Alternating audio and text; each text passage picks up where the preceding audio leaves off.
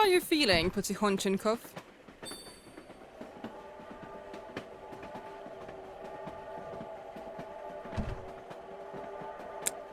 No wonder. You caught a bullet in the spine.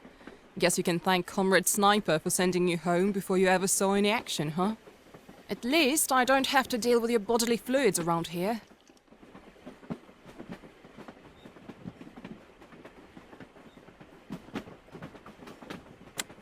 Purgatory?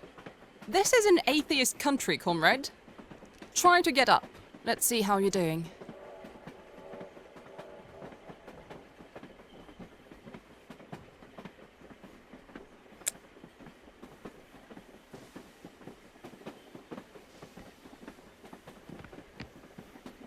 See? What's there to remember? It's all a matter of dedication. There was an envelope in the pocket of your shirt. I left it on the table. Take a look if you want to. If you need anything, I'll be in the next car, enjoying some company.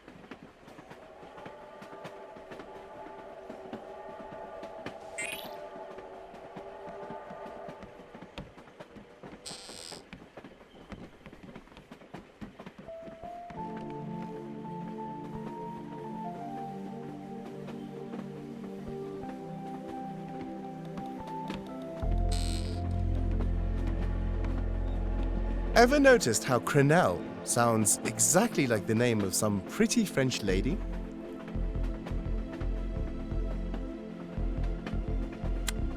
Intriguing, isn't it? A thing as menacing and as vile as a Crenelle sounds like a name fit for a lovely lady from Paris. Or Nantes. Bordeaux, even. Just imagine this scene. The last defenders of the Reichstag were the French SS. And there they were, surrendering to our troops. Of course, a Soviet soldier would sympathize. We do have this odd fascination with foreigners, even when they're our worst enemy. I imagine one of our boys would find an especially pitiful French prisoner of war, give him a cigarette, and have a chat. Then the French guy would say, "I've got a girl waiting for me in France. Her name is Crenelle." Was there anyone waiting for you back home?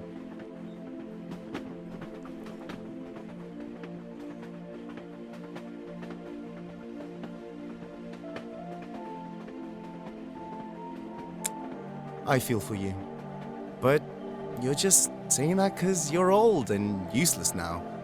You must have been a real bruiser back in the day, just like the rest of us. We've lost all our best people in the USSR. I'm just belly aching. There's not much to do around here except futile ruminations of the past. Don't mind me. I'm just passing through anyways.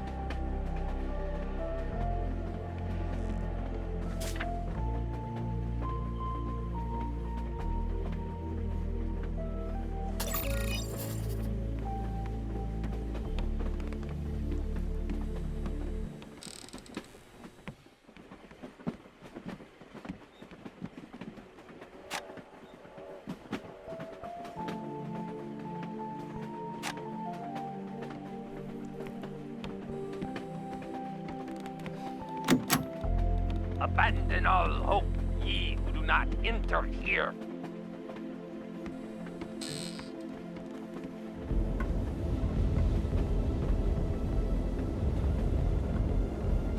Don't get too comfy, Valeri. You've got bills to pay.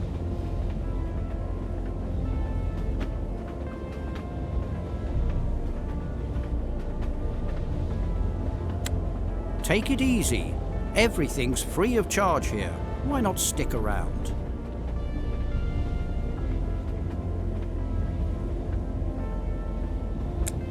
For real? then never open your eyes again. Ever.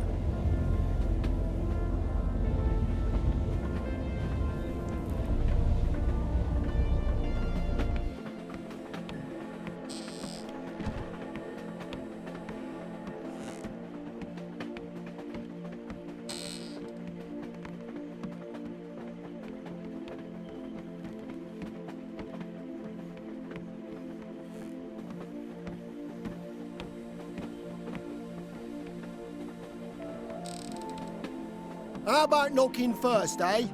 Come on, don't be so rude. We don't get a lot of guests around here.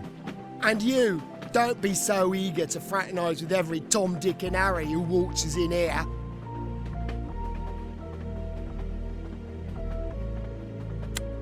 Curious about what?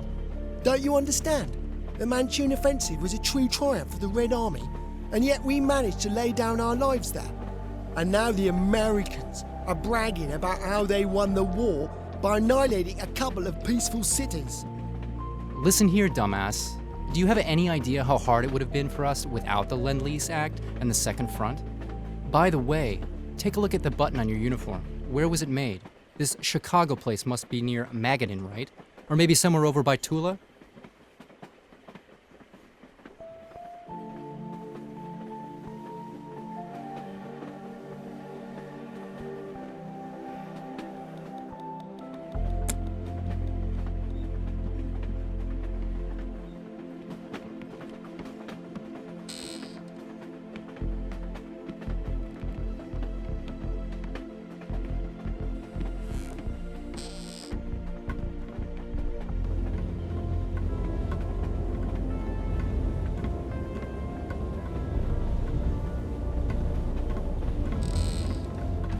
Am I staring into the borscht, or is the borscht staring back at me? Did you want something?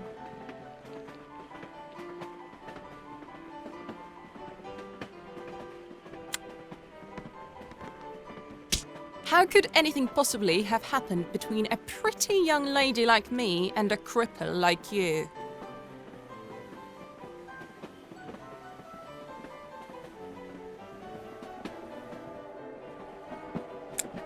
Use your head, silly.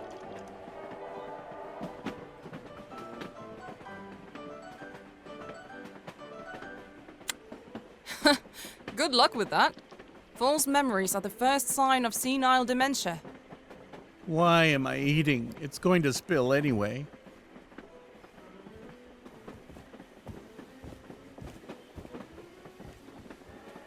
Yeah?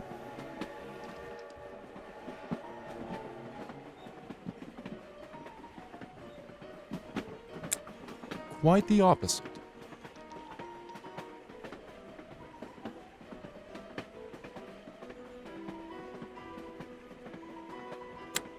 No war is ever won without the home front. You're a war hero, so rest on your laurels and quit listening to those crazy foreign broadcasts. Right, right.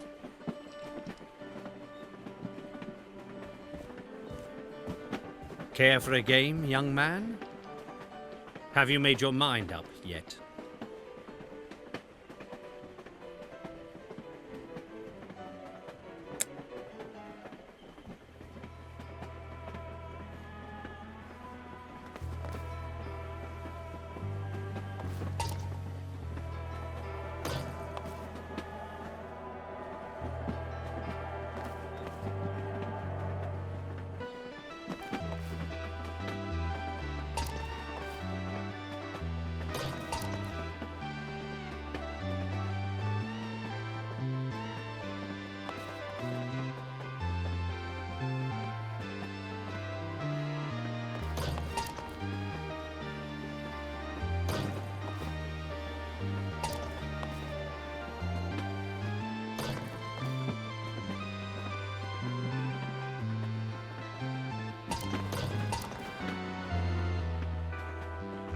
Uh-oh.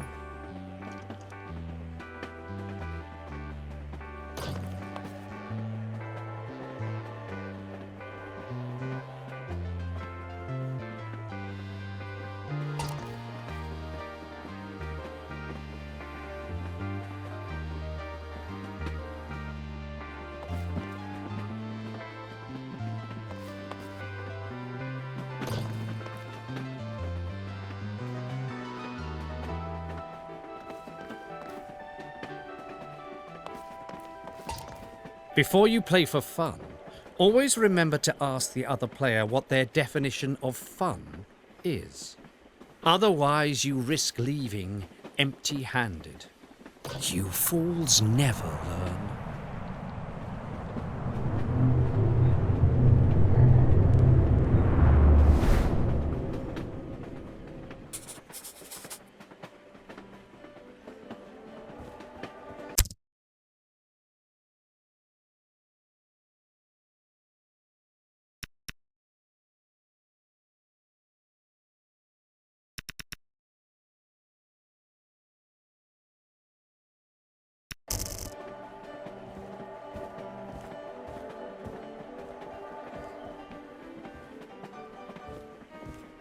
Valeri, you're finally awake.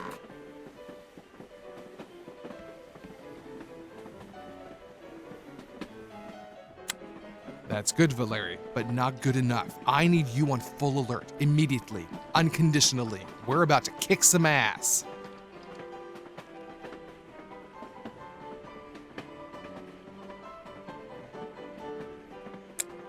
You're the one who's going to save us. Are you ready?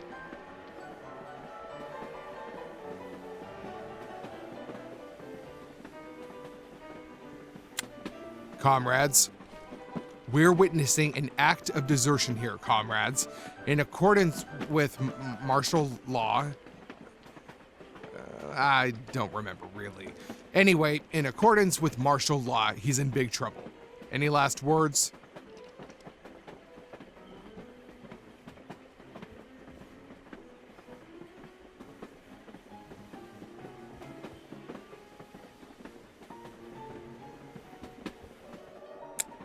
What, me? Never. Never you hear me. Why would you even listen to this treacherous coward? Hey, let me take a look.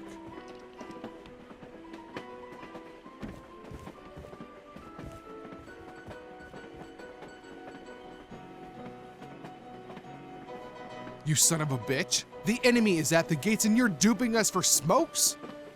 I'd never, ever resort to something so disgraceful. I'll second that. Hey, how come he's been so lucky for the last 20 years? The bastard's cheating for sure. If you're not afraid of Comrade Stalin, at least have some fear of God.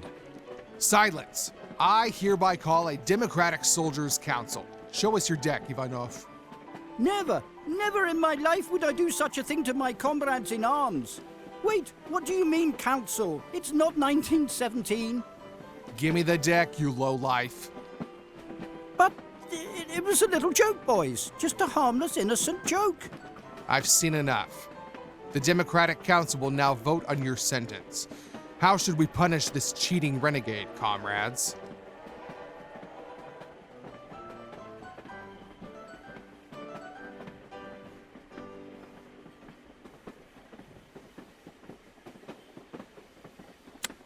Oh yeah, the danger. Let's see. Do you hear that noise? Here they come. This happens every day.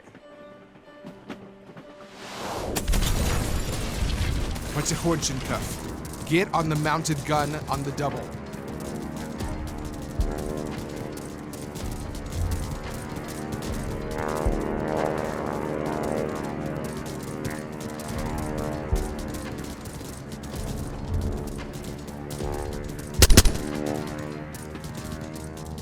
It's useless. These are dummy rounds, Valeri.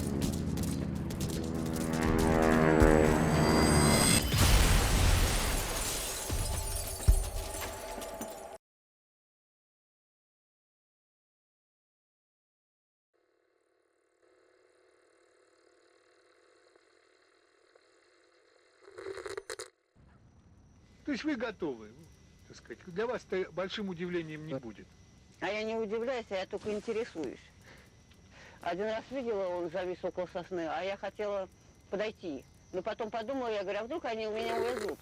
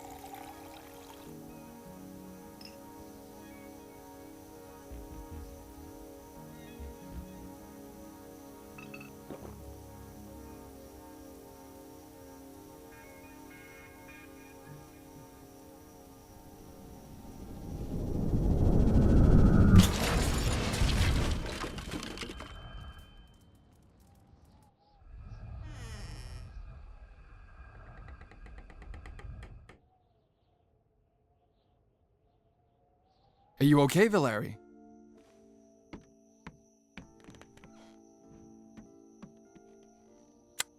Geez, you sound a little tipsy. Valeri, old pal, forget the TV. Just be glad you're alive.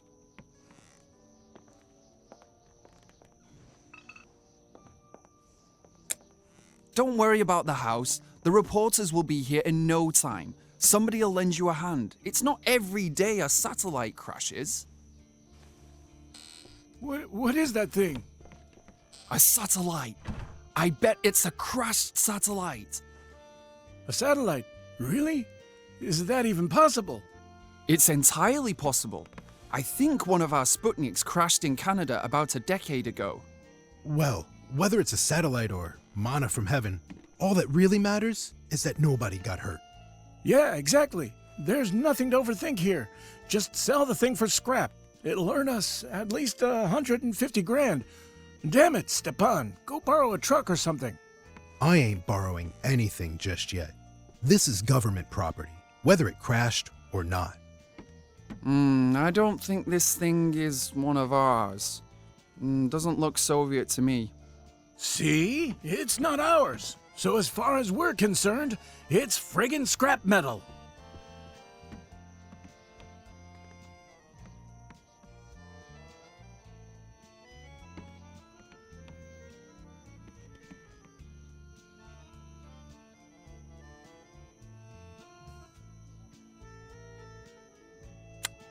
Look, I know full well that anything from a shithouse to a rocket is up for privatization nowadays, but we need to get a basic understanding of the thing first. You know, observe it a little. Well, it's gotta have something written on it, right? Like, made in wherever. What if it isn't a satellite at all? Look, I think it's got some kind of entrance. Could be, but what if it isn't a satellite at all? Maybe it's a new helicopter prototype, and some Matthias Rust-type guy lost control of it. Or a Ziganshin type from space drifted here with his comrades. Sell it for scrap metal and be done with it, damn it! There's nobody inside. It's an American satellite, I'm positive.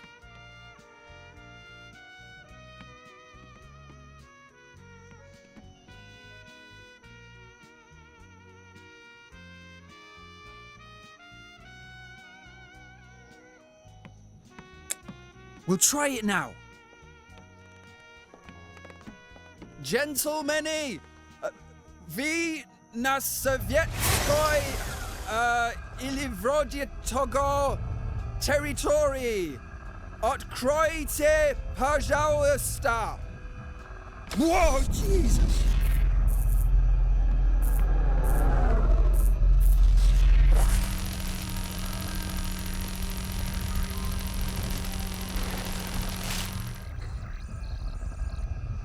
Do you understand what this means, Valeri?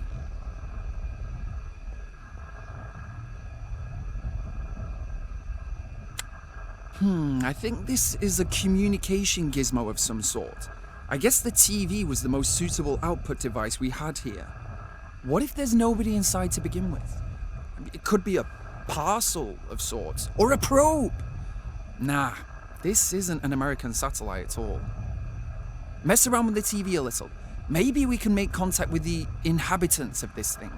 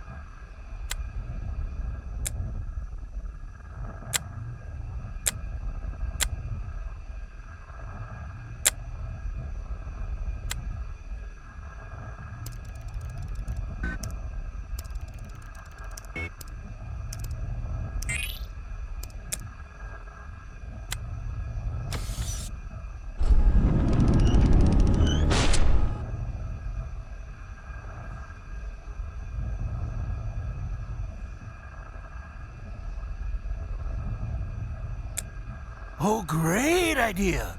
So I'm the canary in the coal mine, am I? Let Jacques Cousteau here do the research by himself. Or call in the cavalry. Stepan's the only official here. Why don't you roll on in there, huh?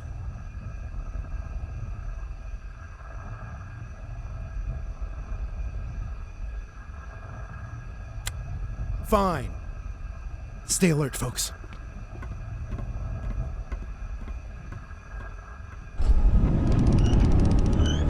Hey, Stepan! Let him out, you devils!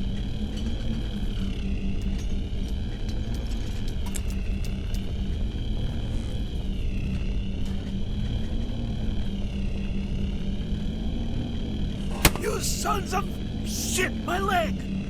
Whoa, not a scratch. It's just salt. Stop whining, you moron. Who's gonna buy me a new pair of pants, you prick?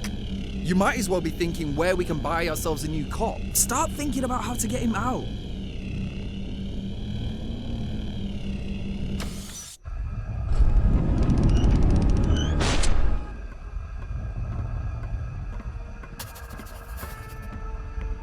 Hey, why are you looking at me like that? Sheesh. My hair is back. Stepan, what did they do to you? Who's in there? Light. There was a light. I can't make anything out. It's like a dream. My hair is back and my spine doesn't hurt all of a sudden. Hey, what's wrong with him?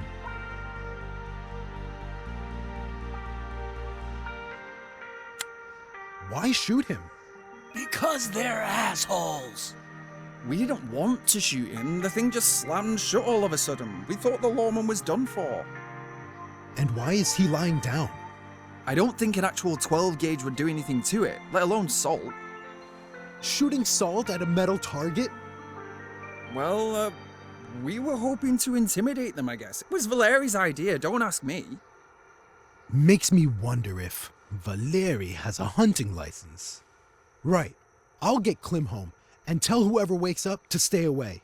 In the meantime, think about what to do next.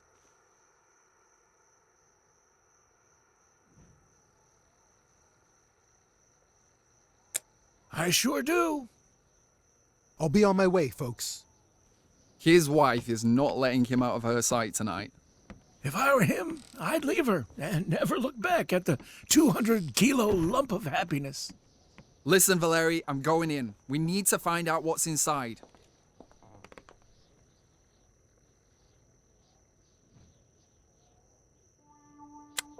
It's them, Valeri. I'm sure of it. If they meant us any harm, we'd have found out a long time ago. An extraterrestrial civilization. Just think about it. Them? Who? Extraterrestrials. It's them. I just know it. Exactly. Aliens. Well, we ain't no harm to them, so they're no harm to us either. We gotta set the table, pour some vodka, and give them a proper welcome.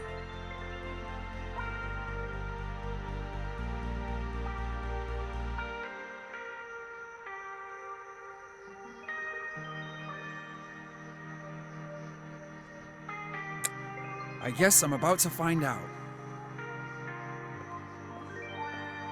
Let us in, please! We Earthlings would like to establish peaceful relations with you! What's the matter, Valeri? Try to negotiate through the TV.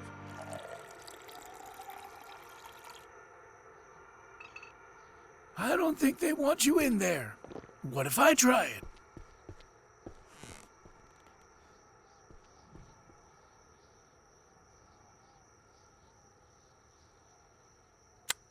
To hell with you then. Oh, I sure hope the Strugatsky brothers weren't lying. Open it up, Valeri.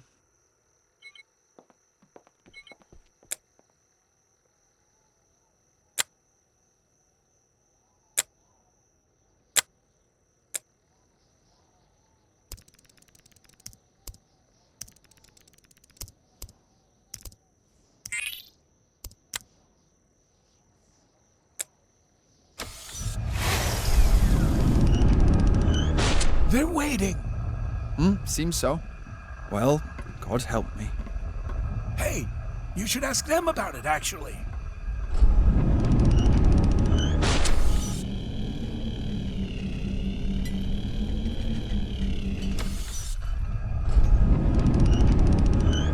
Boys, most significant event in human history. Just look. Whoa!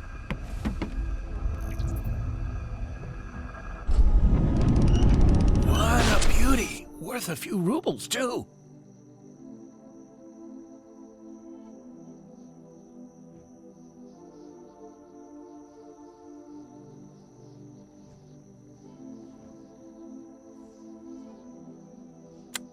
Shit me, it's the star system they came from. If only we could locate their home planet. Maybe we should write to National Geographic or a research institute or something. Go ahead. Meanwhile, we could earn a kopeck or two. What's wrong with that?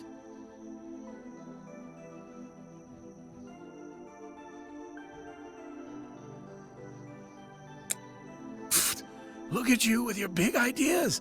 They're gonna take your miracle and lock it up in some secret lab while you keep on living from hand to mouth.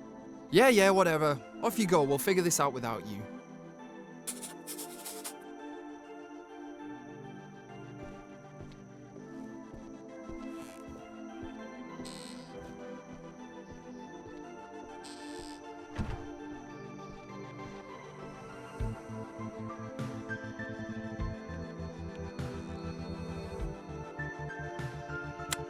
Where are you gonna sleep?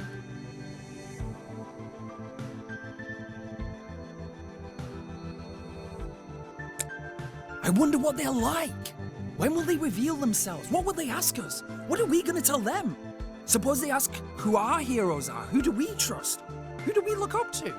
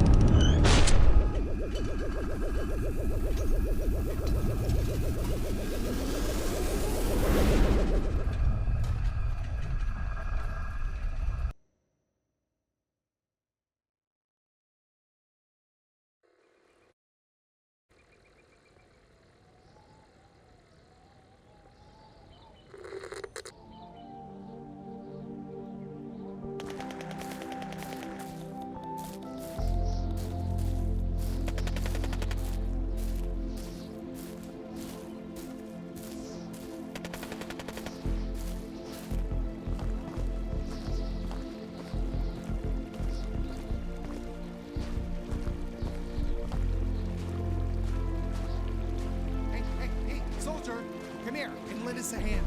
I can see you with my sixth eye.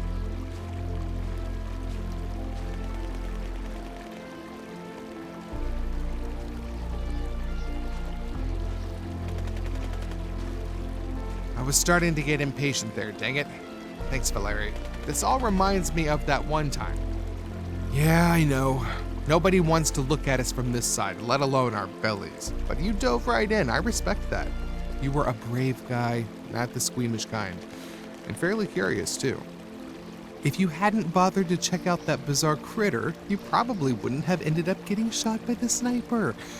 But honestly, nothing would have changed. Although the circumstances wouldn't have been quite so absurd. Okay, that's enough about old times. How's life?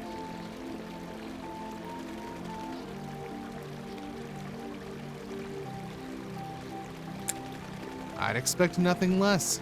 Are you happy to see me, Valeri?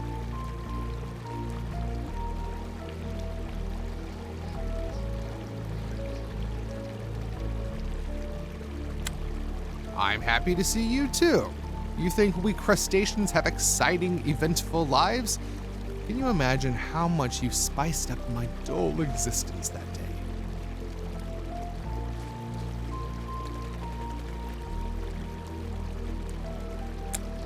Give me a smoke and I'll tell you everything. It'll be more than just chit-chat. We're looking at a full-scale conversation here.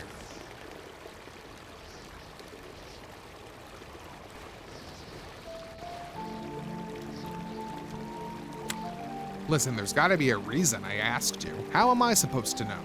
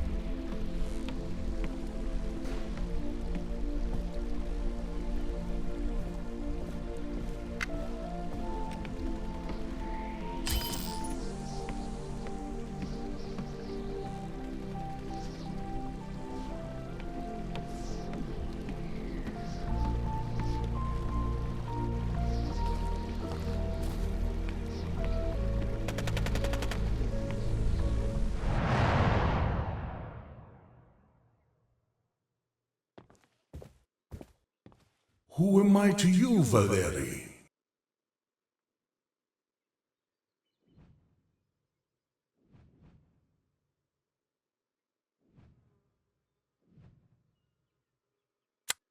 What is communism to you, Valeri?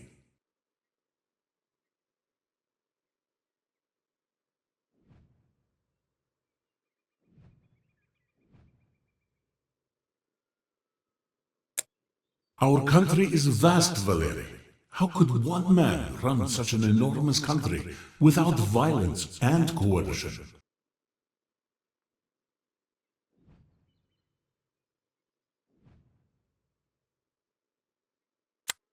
You're devoid of solid political thinking, Yoko. It takes rivers of blood to run a superpower. You're a bald old man, but your head is still in the clouds.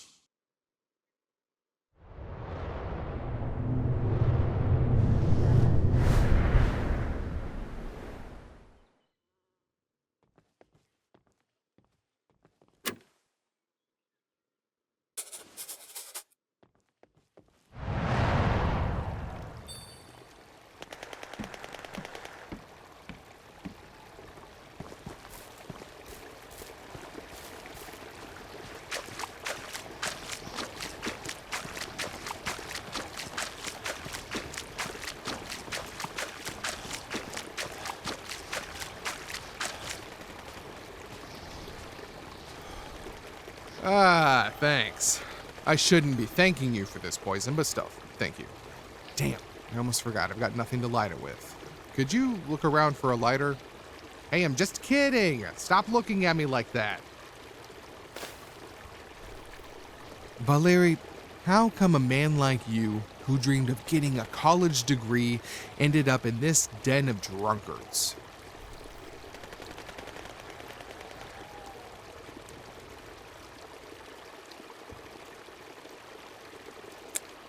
Sure, Vasily's an alright guy, you're not wrong about him, but you shouldn't be so mean to Klim.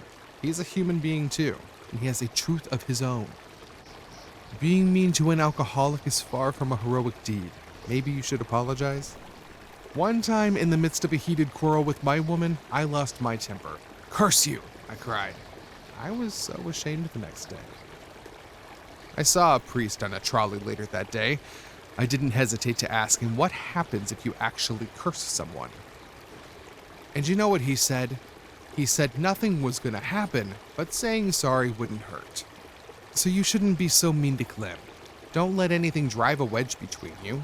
People who are wrong need to be taught the truth, not demeaned.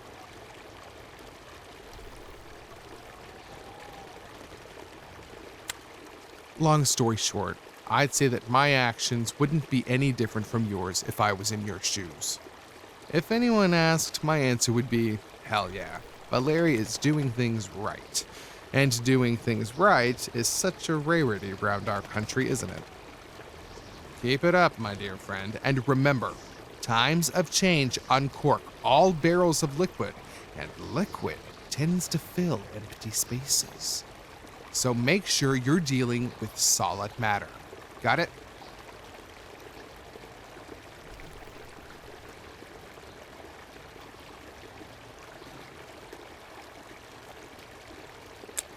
I sure will, Valeri, but I didn't come alone today. That Japanese guy is here too. There he is, right in those bushes. You see him?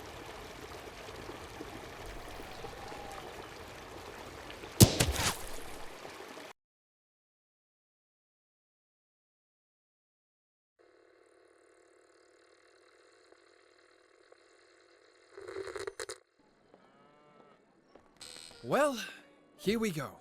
Our little Kujlevka is about to become the most important place on the planet.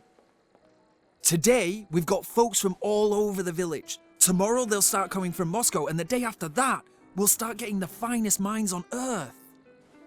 I was up all night thinking, and I remember this one guy called Posadas, or Pasapis, I don't remember. Anyway, he was a Trotskyist. Back in college, I once stumbled upon a smuggled copy of his book. He said that interstellar vessels like this one can only be created by a communist civilization. That makes it a communist spacecraft. He also wrote about nuclear war and sentient dolphins and whatever, but I'm not sure about that part. This is way more important than a nuclear bomb. When the world learns about this, the whole exploitative system of global capitalism will cave in on itself. Our anthill of a planet has some truly intelligent visitors.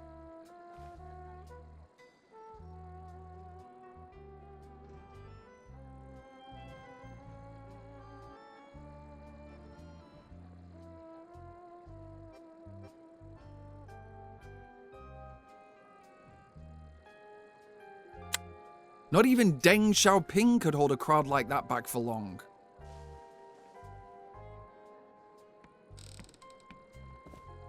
Everyone wants to get inside. They saw what happened to me and all hell broke loose. Every bald guy in the village wants to get in there. I tried to convince them that I bought a wig yesterday, but then they just started yanking on my hair. They think there's some sort of new age healer sitting inside just waiting to cure their gout. Then we need to conduct an experiment. What do you mean? I mean we probably started wrong. Ideally, we should have started off by letting animals inside rather than humans. You know, like they do when they're testing new drugs. Am I right, Valeri?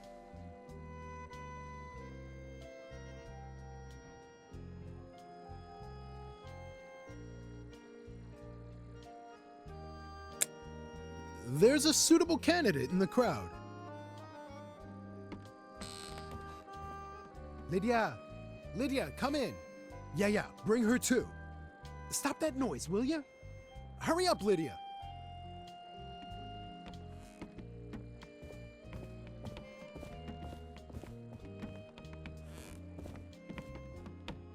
For Christ's sake. Cross me, Vasily. My hands are full.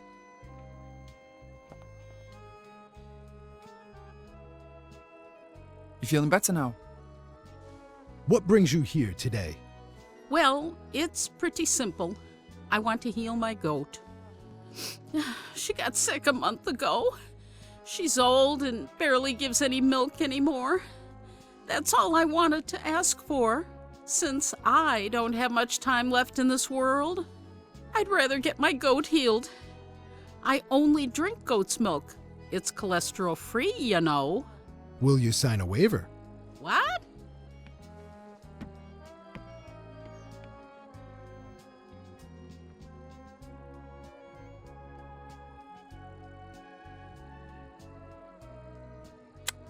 Dies? Why would she die? There's no reason for her to die. I thought they'd fix her up, like they did with Stepan. You see, Lydia, we can't guarantee anything.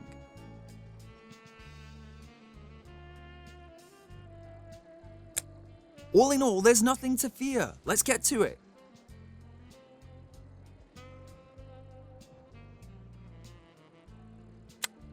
Valeri, just to make sure God knows what doesn't happen to a human being, let's run some tests on something that at least doesn't recognize its own reflection. And don't worry about the milk. Soon enough, this place will attract the finest minds on Earth.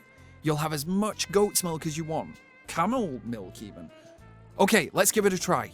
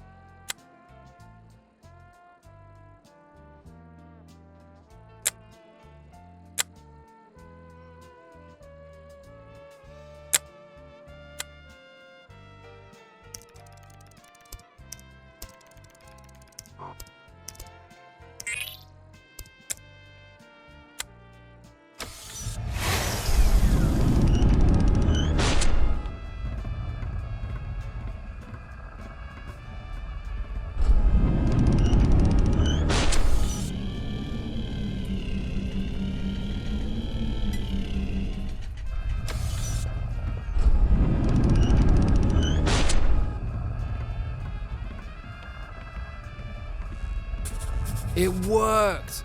All we need to do now is let all the livestock in the village into the saucer. Oh, it's a miracle. What about me? Can I go inside too? I could be doing the twist again. Seems Vasily isn't the only one who thought of experimenting on animals.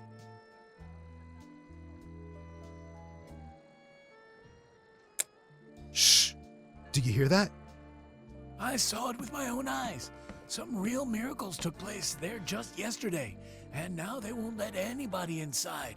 We're fed up with these commies. Don't we live in a free country now? Go ahead, boys.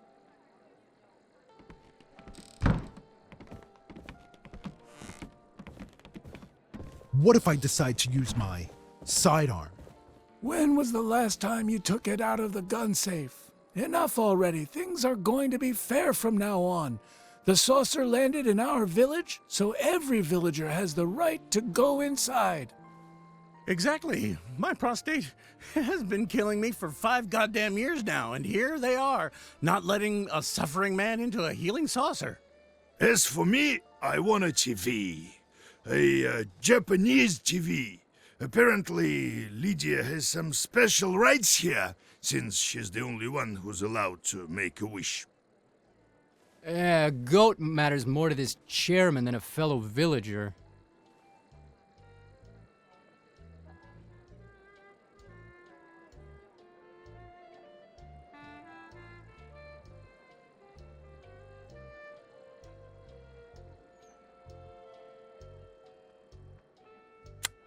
No one owes anything to anyone. We all got rights now, and we'll use our rights until you prove you're privatize this thing. Come on, open the thing up already.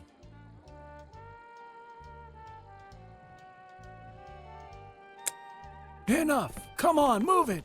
I'll press the damn buttons myself.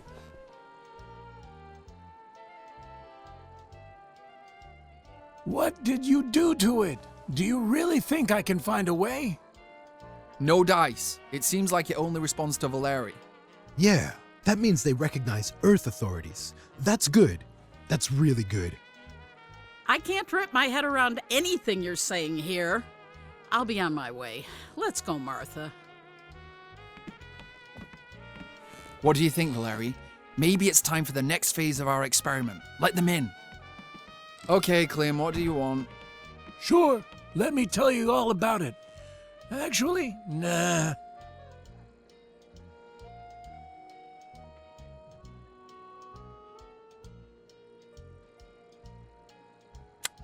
I want the privatization vouchers to be cashed in fairly for me and the boys. What vouchers? No one's decided to privatize the collective farm yet.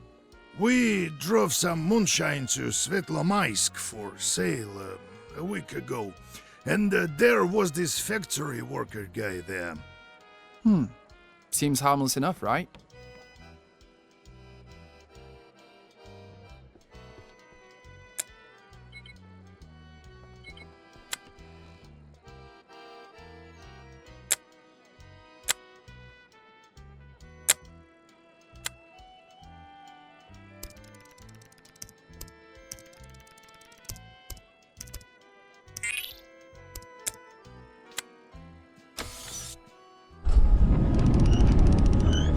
Let's go working class. Just close your eyes and wish really, really hard.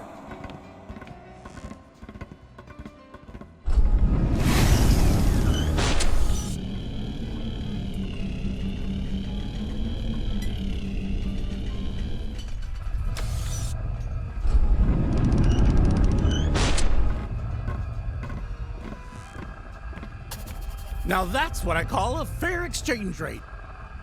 Did you see them? How did they understand your request? We didn't see anybody. You can't see anything at all inside that thing. We just wished really, really hard, and somehow it just fell into our laps. Everybody freeze. We're dealing with counterfeiting here. Yeah, sure. There you go, boss. With love from me to you. And don't you guys get too comfortable here. We're going to demand an official investigation into your illegal seizure of alien property. Stepan? Calm down, comrade. Every bill is identical. See the serial numbers? So, they're in for a little surprise. I wonder if this is merely the result of a misunderstanding, or is the UFO intentionally sabotaging selfish requests? This whole thing is a mess anyhow. The first Hitler who strolls by could cause some real trouble. We've got a sensor of our own just in case. Right, Valeri?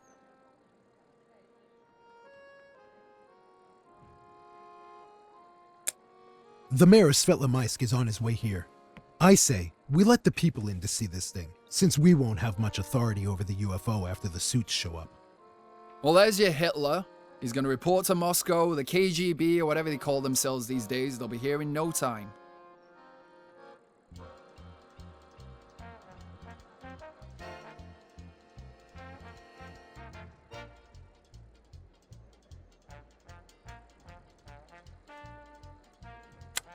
Well, there's your next Hitler. Yeltsin! Of course! He'll come here sooner or later. This is our chance. Are you thinking of something illegal? Illegal? Of course not. Well, well, well. Who do we have here? Hello, Mr. Bulgakov. Hello, Officer Belov. Greetings, Mr. Patikhonchenko. Hello. Great, you're here. Children, listen in. Remember this moment, okay? The history of mankind will be profoundly altered today. You used to teach us history, and now you're making it. Oh, come on. You're exaggerating. We brought some candy for the aliens. Don't you kids want to keep it for yourselves? My uncle works at the factory, and they gave him a whole crate of candy instead of his salary. He sold most of it, but left some for us. But we'll get more candy sooner or later, and the aliens might be gone by then. This is no time to be greedy. Oh, I'm so proud of you.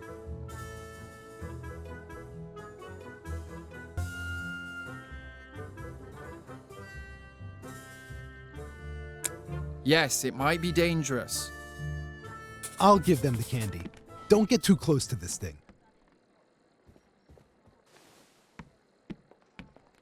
Let's do it.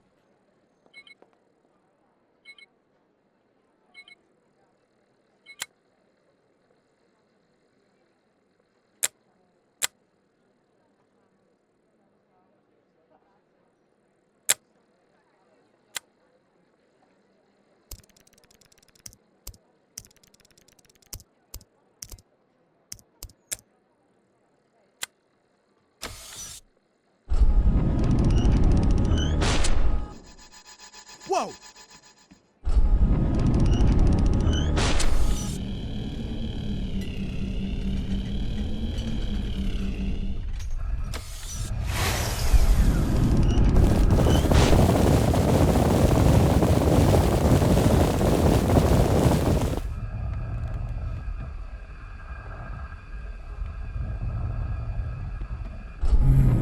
Nougat bars, my favorite. They seem fine to me. Bring all the children over here. Head on in, guys. They're nice. Hey, Valeri, while they're distracted, how about we secure ourselves on the saucer, so to speak?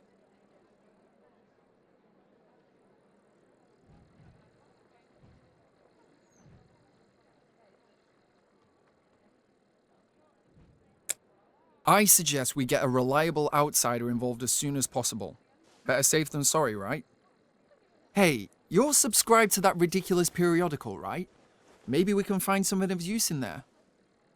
The phone number of the editorial office, mailing address, anything. But a phone number would be best.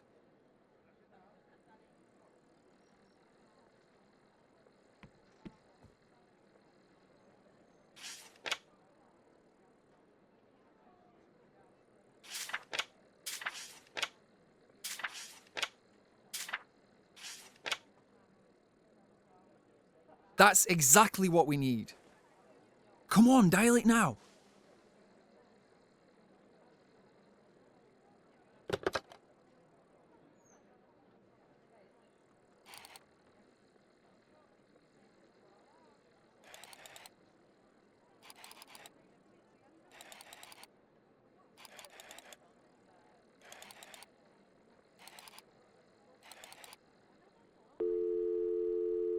Hello?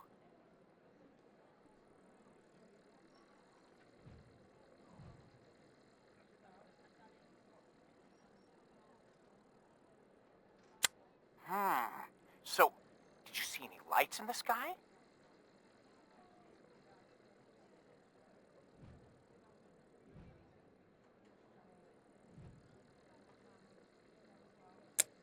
All right. Kujlevka. Understood. I hope this isn't a prank. I'll be there tomorrow. See you then.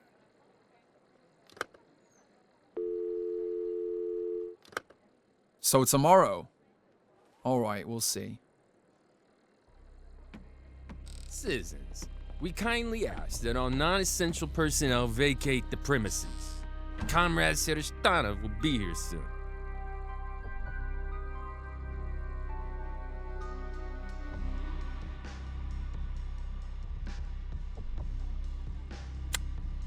Leave the candy.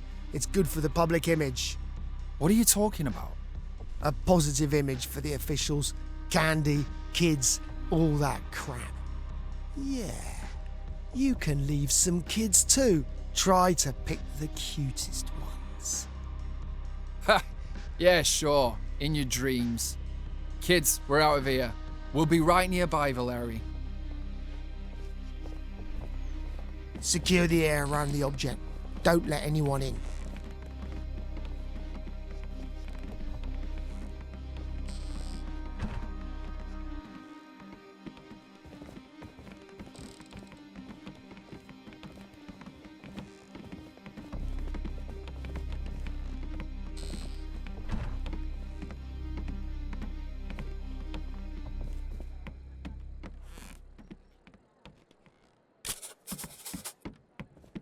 So, Officer Belov was the first to arrive on the scene.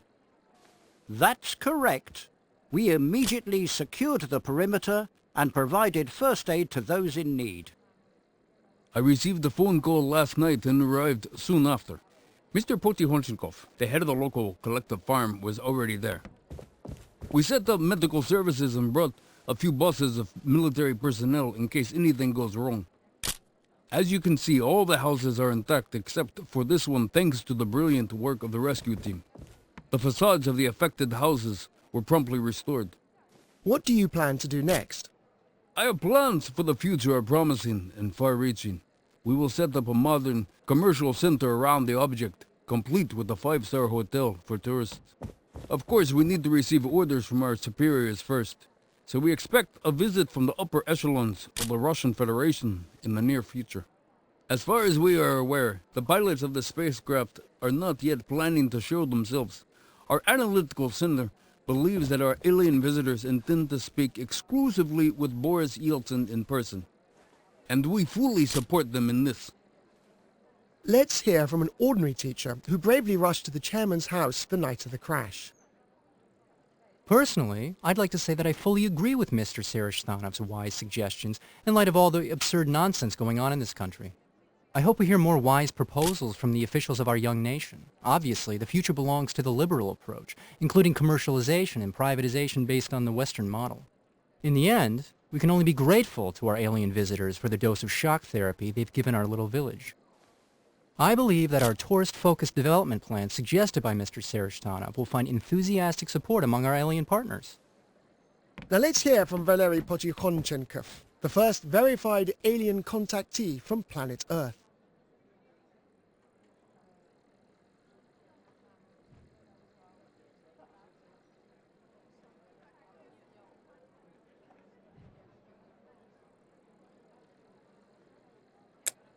Well, in general, that's how it was. Thank you all for your help.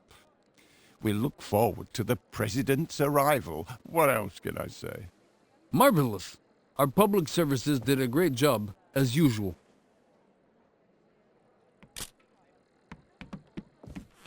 Now, my dear friends, I'm expecting a call from Moscow. I invite you to witness the first contact between the head of the district and the President of the Russian Federation.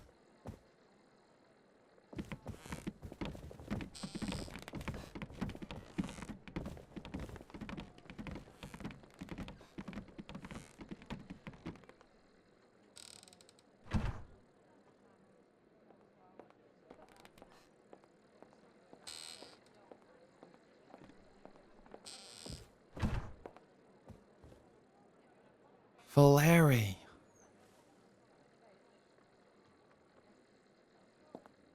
What a travesty. The whole three-ring circus with the doppelgangers. You made a mistake taking that money, Valeri. They'll skin you alive if you don't obey their orders. There's one thing you should know. Neither Stepan and I, nor the villagers, will let you do them any harm. We'll stand our ground, and maybe they'll help us too. Hey, you in the flying saucer! Are you gonna help us or not? Silence.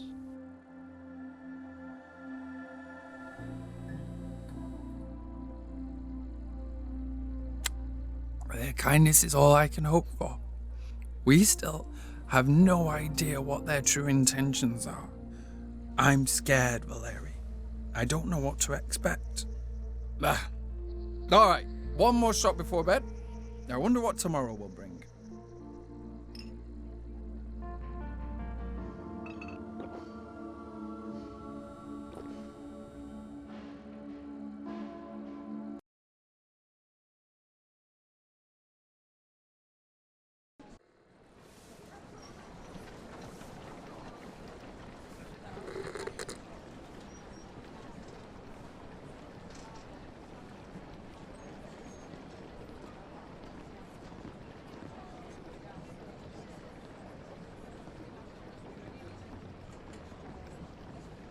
I'm going to step away for just a minute, Valeri. You stay there and wait for Mommy.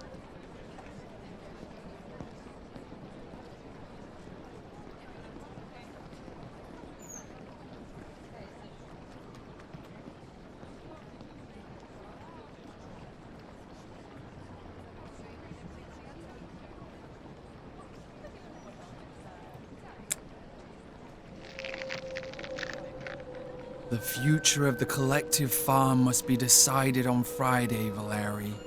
Valeri. We need the sense of order we had under Stalin, Valeri. We gotta whip those liberal pansies until their flesh falls off from their bones. I'm fed up with your nonsense. Stalin this, Stalin that. Let the people earn themselves some money, you dirty commies!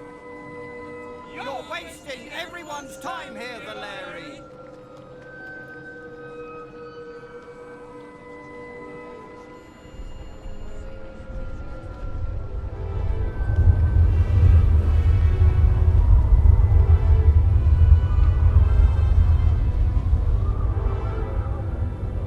There's a way out, Valeri.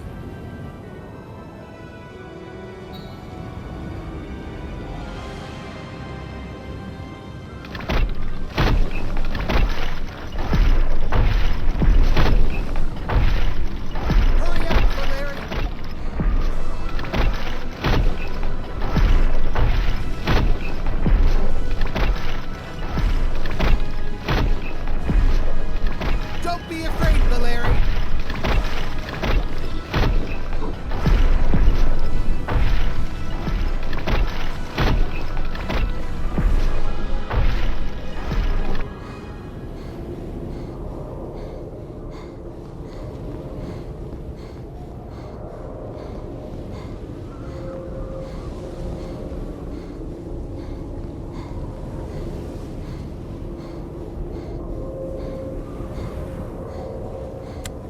Just get up and go.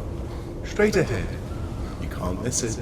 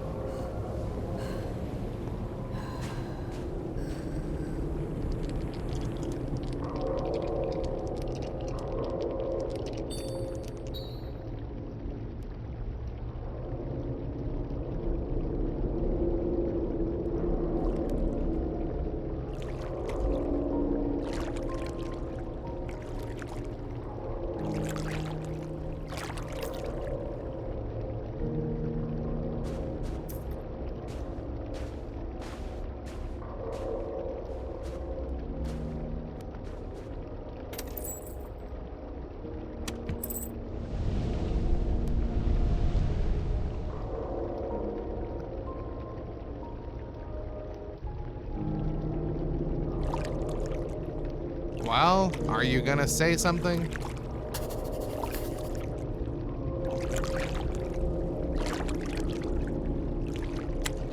Well, I don't even know. It'd be nice of you to ask where we're going, or how I ended up on this boat.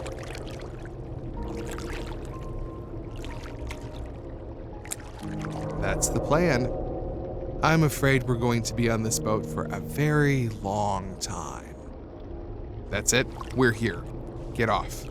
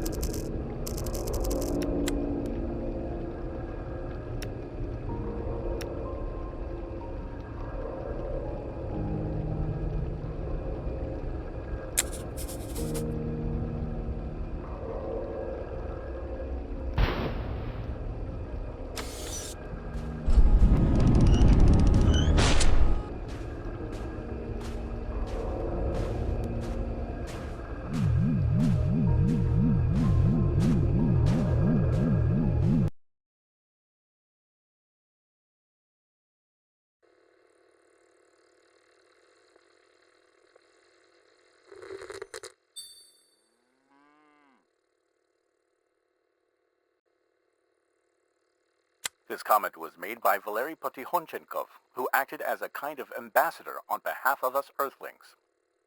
Meanwhile, we'll continue the live broadcast. We're continuing the live broadcast from the village of Kujlevka, where first contact took place. An interstellar contact, you might say. You can see what a long line there is. People are waiting. Why are you standing in this line, young man? Just out of habit, you know.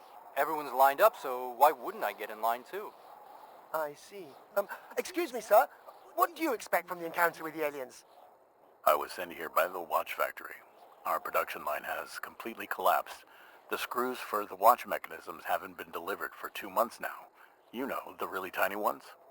Our old supplier is stalling. They've run out of steel anyway. I want to ask for a batch of screws, I guess. I'm broke as hell. They paid me with this Chinese jacket instead of my paycheck. So I figured maybe somebody wants it. It's a little too hot for it right now. So I'd be willing to sell it for $40. Interesting. We even have a man in uniform here. What brings you here, sir? Well, like that gentleman, I'm here on official business. Someone has hijacked 2 tanks from a unit, and we're trying to figure it out. You know, maybe they saw something from up there. Who knows? So, yeah, I came here for some aerial recon. Understood. And what are you waiting for, miss? Oh, not much. Now that prices have skyrocketed and my son is coming back from the army, I wanted to get him a Japanese tape deck. These are the kinds of requests our people have been coming to our extraterrestrial visitors with. Thanks, Sergei. Meanwhile, a letter from a certain Baba Vanga just came in from Bulgaria. The Bulgarian retiree expresses frustration at the fact that the line in front of her house has moved to Kujlevka. The soothsayer accuses the people of Kujlevka of fraud and claims that the flying saucer is a fake.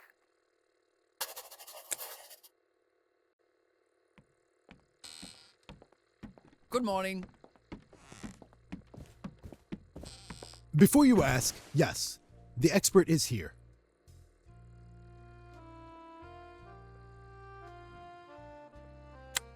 He just got really excited as soon as he saw it on the way here. I reckon he's been looking for this thing his whole life. He'll be fine.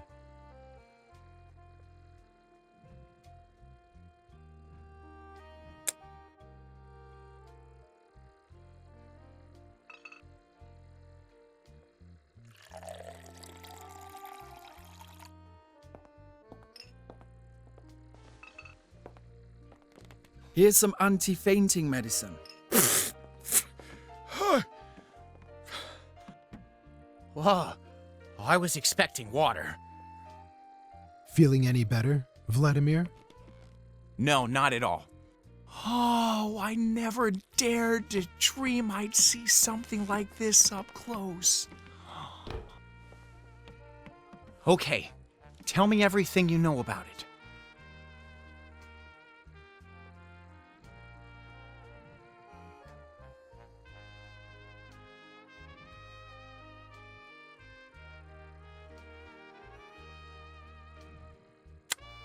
Translator? You mean they're already communicating with you directly?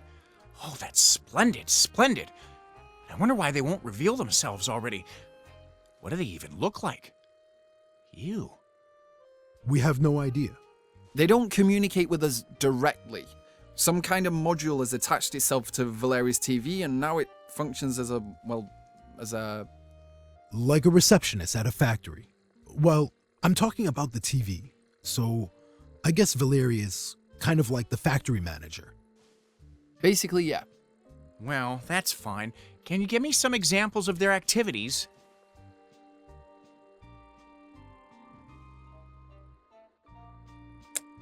I was completely bald, but now I've got more hair than John Travolta. It's all thanks to the flying saucer. So it's a kind of wish fulfillment device, I think. It seems like they want to find out who they're dealing with through our dreams and desires. It's likely that even as they crashed, their technology allows them to maintain their defenses inside the saucer with little to no effort, while they repair everything or as they wait to be rescued by their own kind. But since they're here, I guess they might as well find out what they're dealing with. Outer space is kind of like the outskirts of Leningrad late at night, you know? Like, if you make yourself known to the wrong person, you're done for. How can you prove to them that they won't be done for if they stay here with us? But are you really sure that they wouldn't be done for? Well, choose who you let inside carefully. That's all you can do. Let's see here. Philosophers, writers, poets should definitely come here. Oh, and scientists, of course.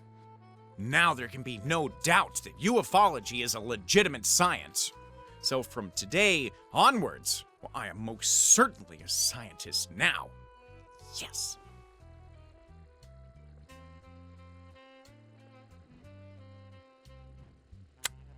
Oh, absolutely, and we shouldn't waste any time either since you've already attracted public attention. Don't worry, my intentions are crystal clear. I mean, I've dedicated my entire life to this. I'm really the only person you can trust.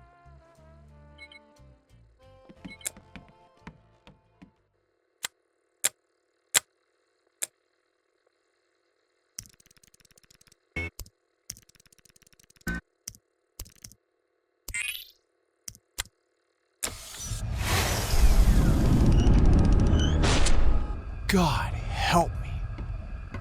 Will someone ask them about that?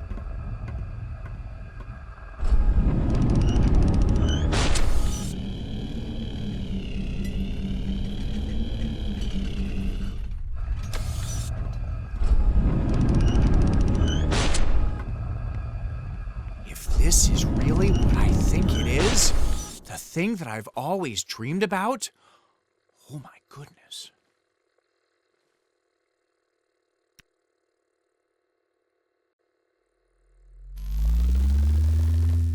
Fine. Can you give me some examples of their activities? Whoa, whoa, whoa, whoa, whoa, whoa, whoa, whoa, oh my goodness.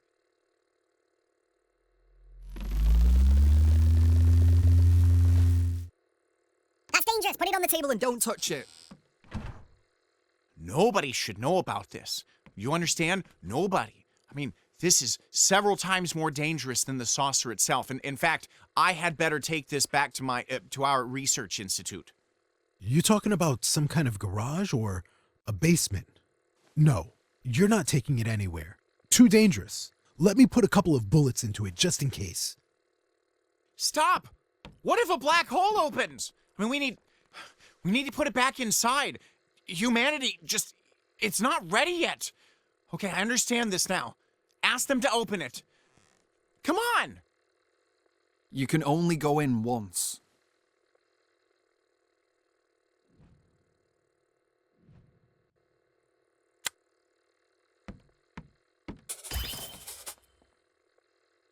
Right, so, I'm going to have to take a few pictures, and then I'm going to rush them over to a particular editorial office that I work really well with right away.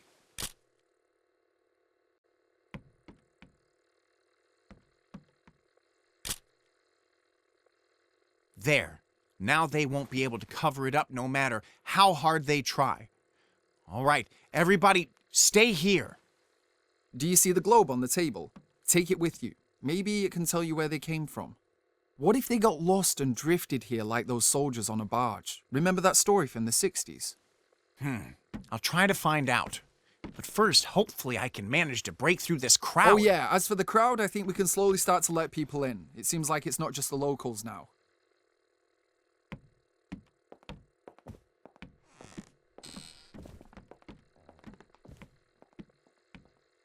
Comrades, we kindly ask you to come in an organized fashion and stay in line. You were here first, yes? Come on in.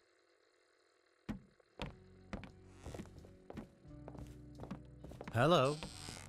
Hello. Amazing. Just unbelievable. So this thing grants wishes, huh?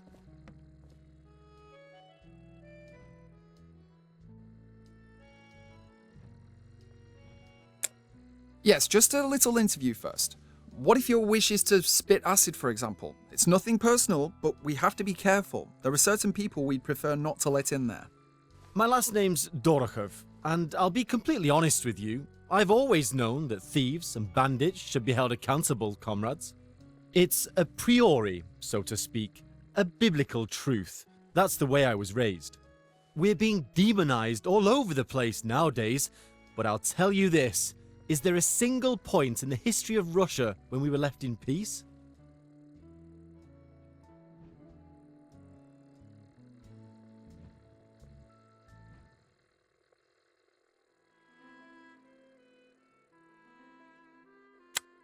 Yep, I spent my whole childhood as a young pioneer. You remember that?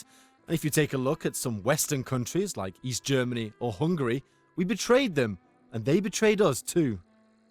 But this is a very complicated question, yet to be figured out. That's exactly what I'm getting at. This is the main point. Neglect, excesses on the lower levels of the government. That's trivial. What really matters is that there's no more state ideology anymore. That's what we really need. We're done with the old one, but no one's invented a new one yet. We need to lift the people up somehow. What have we been offered? The opportunity to get rich? That can't be an ideology. Look out the window. What do you see? Rampant banditry, bribery, pure lawlessness. Think about it. But if we just made a little effort... As for achievements, we're doing everything we can. That's the second point. But we're unable to keep it up. Yes, I agree wholeheartedly. But where does this formula lead to? There lies the key to the issue. A significant number of people pursue their own interests, and it seems it's all in accordance with the law. Ask our dear friends from the United States. They keep making these ridiculous movies. And our boys, simple Russian guys, go to the movie theatre. They just line up to watch the next Die Hard, to watch them mow down Soviet people in those films. That's the problem. Take America, for instance. Someone has to put an end to it right now. Back in my day, did we watch those kind of movies? Nope. And the disorder? Well, it didn't come in a single day. You might not like my answers. I know, I'm raising some complicated issues here, but the world is really complicated, and we need to face the truth, because not everything is straightforward. Anyway, that's all I wanted to say. Just think about it.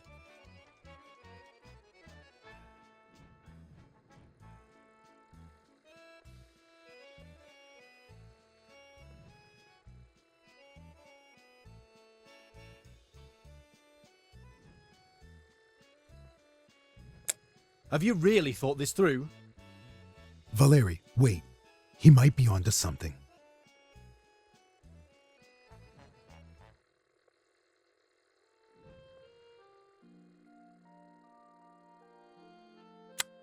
That's right, Valery. We really need these kinds of people right now, especially on the Force. Hurry up, Russia doesn't have much time.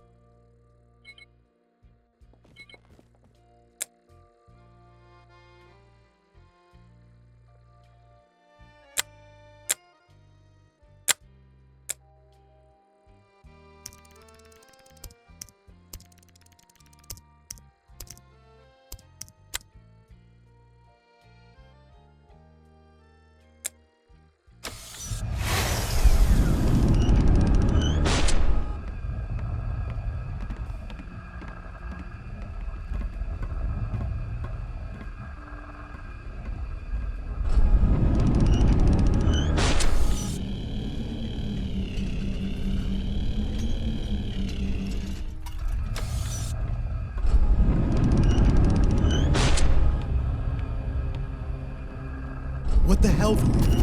We're supposed to be trusting your intuition here. What are you doing? I'm gonna save you all, you sons of bitches. I've got the resources and the manpower now. Push the button, Valeri. We're in way over our heads here. I had a feeling something was wrong from the very beginning. Damn it.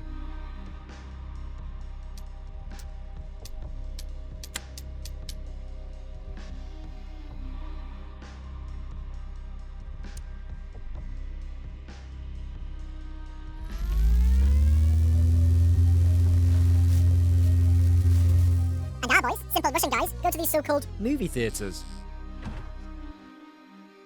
Yeah, interesting. Get out of here.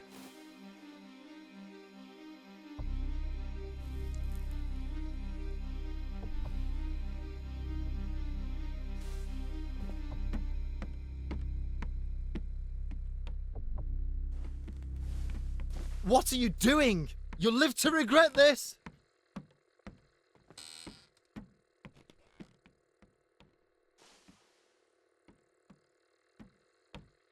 Don't scare me like that next time, guys. This is the kind of people we should kick out right away. Let the next one in.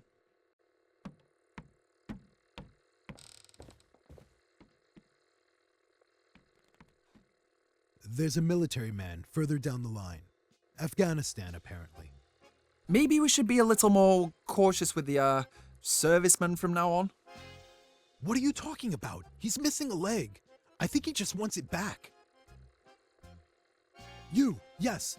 Come in, please.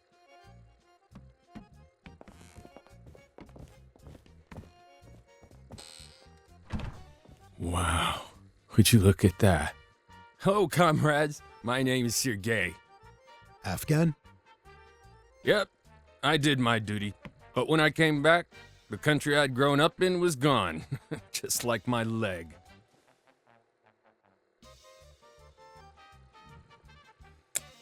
I've been working on something. Even drew up a blueprint for it. I've invented a fundamentally new kind of wheelchair. I imagine it could be of use to you as well. Anywho, I'd like to ask them to make my device for all the disabled folks out there so they can go to the movies, take a walk in the park, go to the store, you name it. I mean, we don't have any ramps, right? Guys like me don't have a lot of options in my town. And whatever we used to have has already been hauled away for scrap. You should really put a ramp on your porch, by the way. I overheard what you said about servicemen. I don't really appreciate that. Have you served in the army yourself?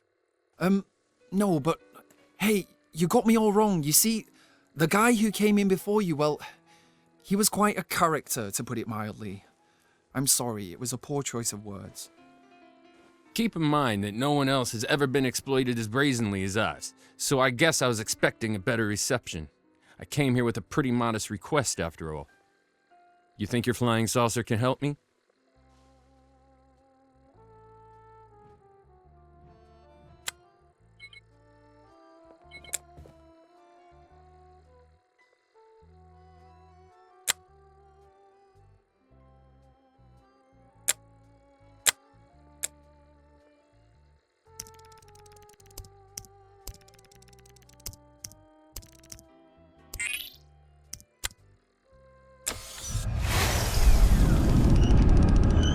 Should I go inside, or should I shove the blueprint in there? Well, I'll come in too. Maybe they'll need some advice.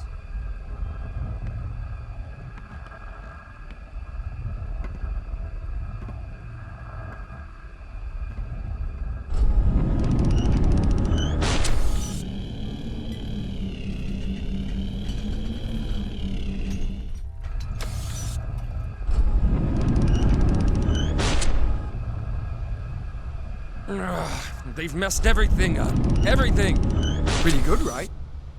They got my blueprint all wrong.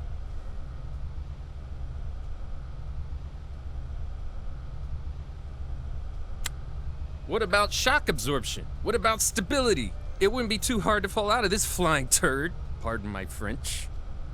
Screw it. I'll just offer my blueprint to some factory. Do you want me to leave this thing here? Maybe it'll come in handy around the house.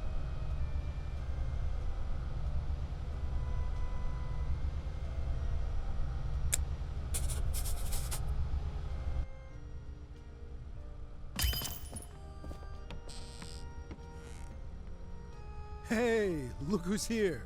Mrs. Apollo. Mrs. Apollo, Mrs. Apollo, Mrs. Apollo, Mrs. Apollo. How's it going, Mrs. Popolo? It's Apollo. You've been hanging around here for 6 years and you still haven't learned my name yet. Geez, sorry about that. So, how's all this going?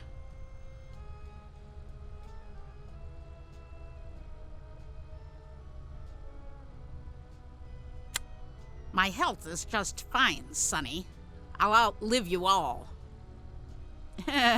Folks who've been through what I've been through either die right away or live a long life.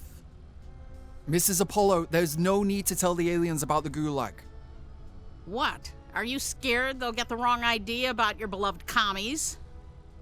I'm sick and tired of everything. I want them to take me with them. There's nothing more for me here. But, Mrs. Apollo, everything's just the way you wanted it. We've got democracy, all that stuff. Why would you want to leave now? It sucks here. This country's going to hell in a handbasket, and you know it.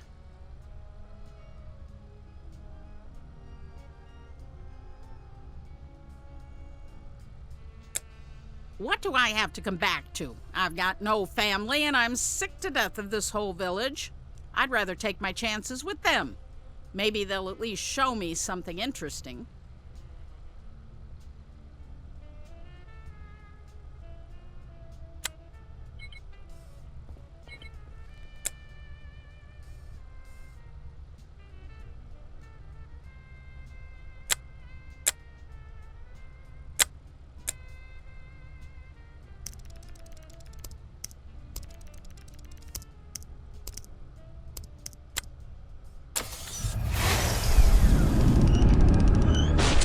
Yourselves. I'll be back.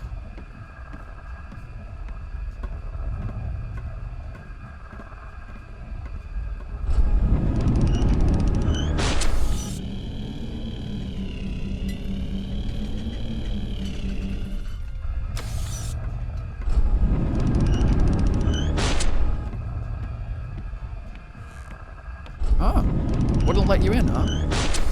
What did they say? Did you see anything? That sucked. Jeez, what a tough old broad.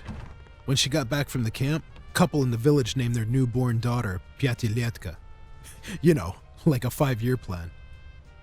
You should have heard her. She loved nothing more than to scream the 5-year plan just shit the bed at the top of her lungs.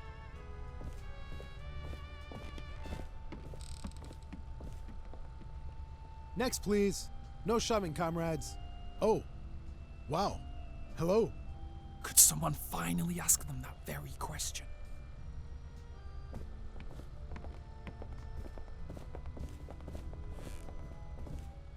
Good afternoon. Good afternoon, sir. Are you here to deal with your competitors? That's not funny. It's fine. I'm used to jokes.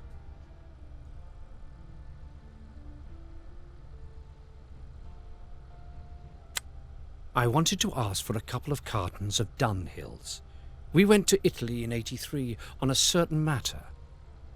And I liked them a lot. But back then, you couldn't get cigarettes like that here. These days, we kind of have it all. But I just couldn't afford them. Look. Maybe you'd rather ask them about... Ah, that's what I thought. And I could tell you right away, that's what you thought. But that's not actually why I'm here.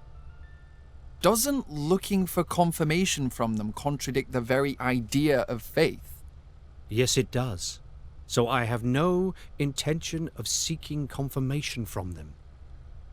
I don't need any confirmation from anyone. I need help with a rather mundane issue. Please, look away.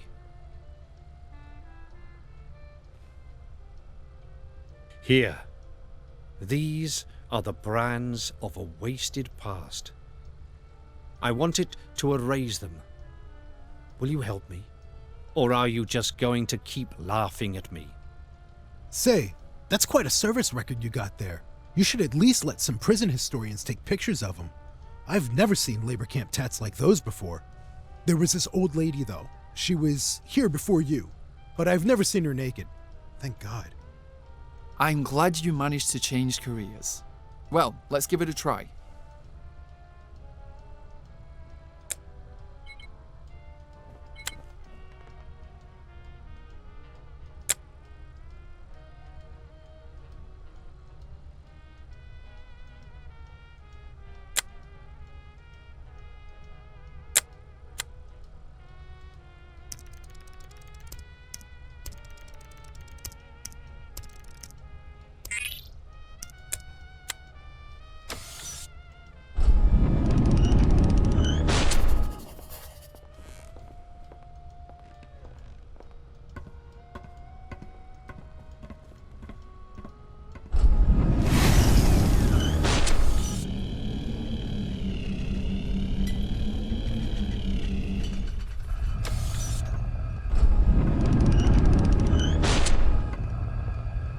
As I'm sure you can understand, I'd appreciate it if what happened here could stay here.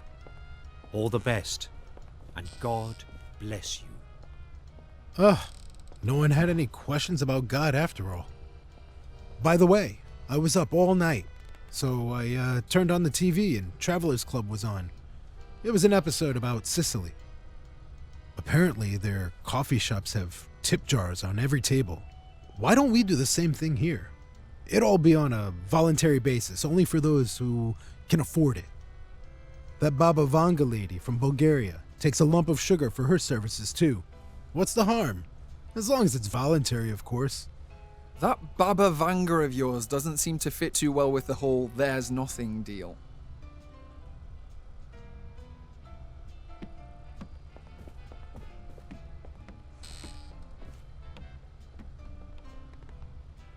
Well, I mean, I look great for a 68-year-old. I just need to get used to it. Oh, you'll get used to it. Take care, Agrippina.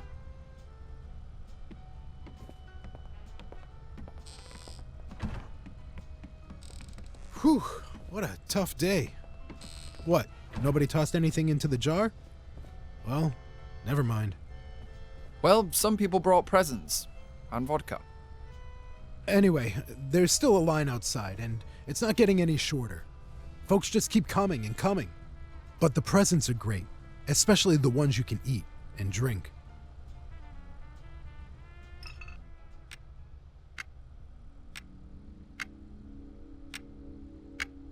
I'll say this much. Take a slice of dark bread, some onion, some salt, a little oil, the smelly, unrefined kind. Drip it on the bread and add a glass of vodka.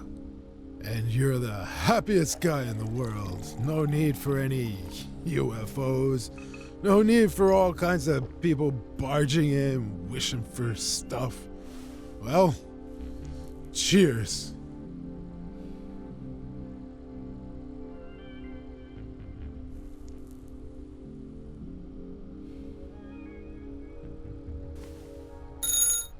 Hey, who could that be at this hour?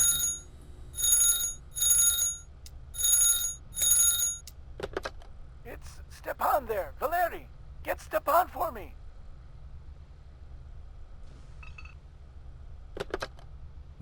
Lieutenant Biel was listening. Get me out of here, Stepan. Klim? Well, that's what I thought. They want to charge me with counterfeiting. I'm in Svetlomaisk. Get me out of here, Stepan.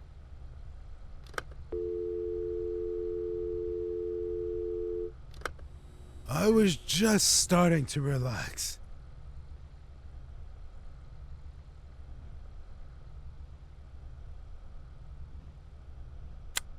Damn it. We just sat down. Here we go. Now for the crocodile tears and repentance. This might last for a day.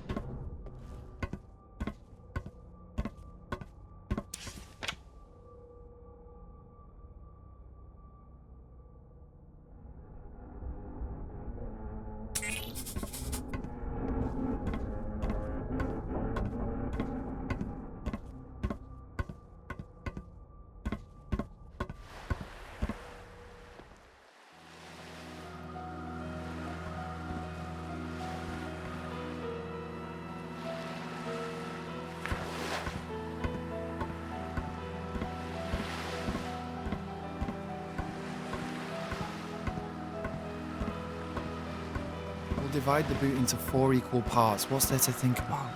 Do you have a ruler so we can make sure the parts are equal? I say we carve the boot up in such a way that those who are still capable of action get the bigger slices. And that's how it is. You seem to have forgotten that the boot is actually mine, so I've got the right to the most nutritious piece. The boot's not yours, it belongs to the state. A state-owned boot cannot be divided equally among everyone. I do the most manual labor, so I have a state-given right to a bigger piece. Aren't you ashamed of yourself? We're all in the same boat here. Or did you only have enough conscience for 1 month? It's been more than a month. We've been drifting for 40 days. You've been counting? Sure. Why are you keeping quiet? How do you suggest we split the boot?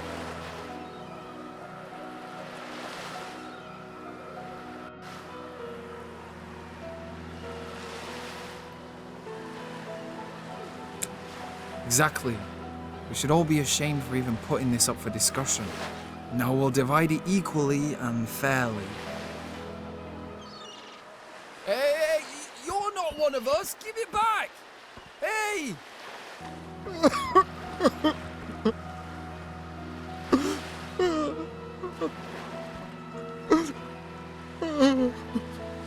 You should have grabbed the seagull, you morons!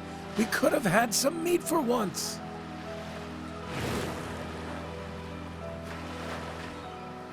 Don't you want to eat me? Why didn't you catch it, Stepan? I thought you were tough. If you fed me properly, I'd be plenty tough. I think it flew into the ship's cargo hold. Valeri, you go look. You're the youngest.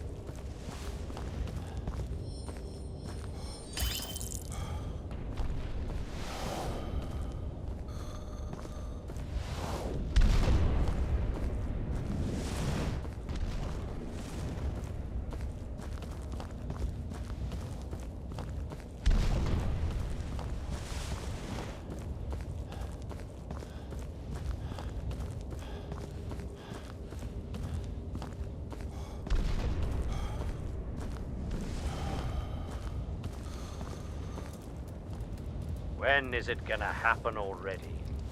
Damn this thing.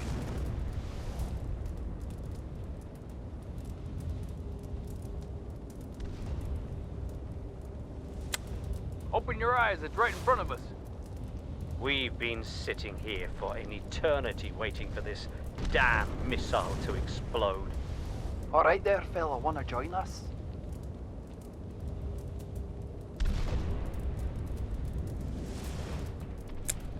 Fish? What kind of fish? Nope, haven't seen any fish. What do you mean? A fish just flew by. Hush! I must have imagined it. There was no fish.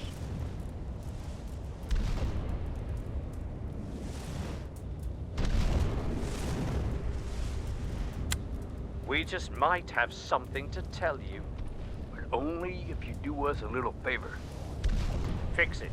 When you're done, we'll tell you where your fish ran off to. He'll never agree to it. If he explodes along with us, how could he ever catch the fish? It's illogical. Shut up.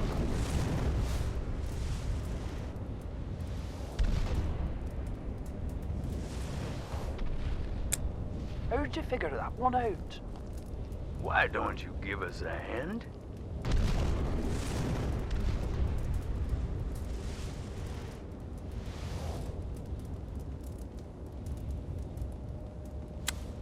Look inside. Maybe you'll figure it out.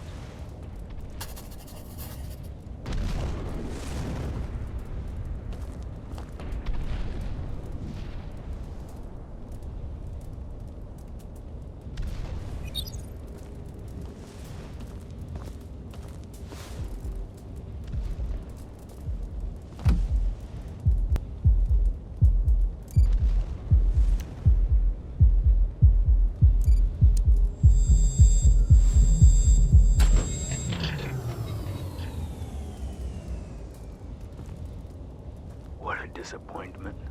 To be honest, I never really thought we could do it. I've never trusted anyone at all.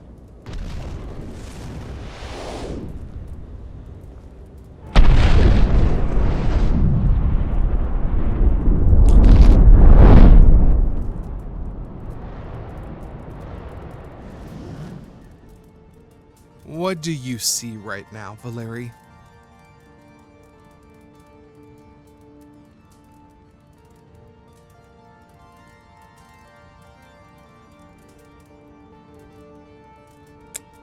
Well said.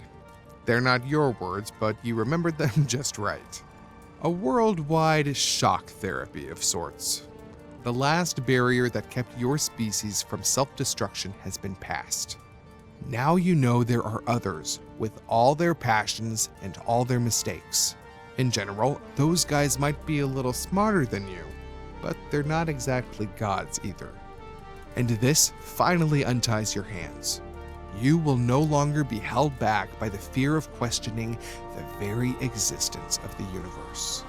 If no one can observe something, does it really exist? Good luck trying to prove it. Now, either way, at least someone will be somewhere.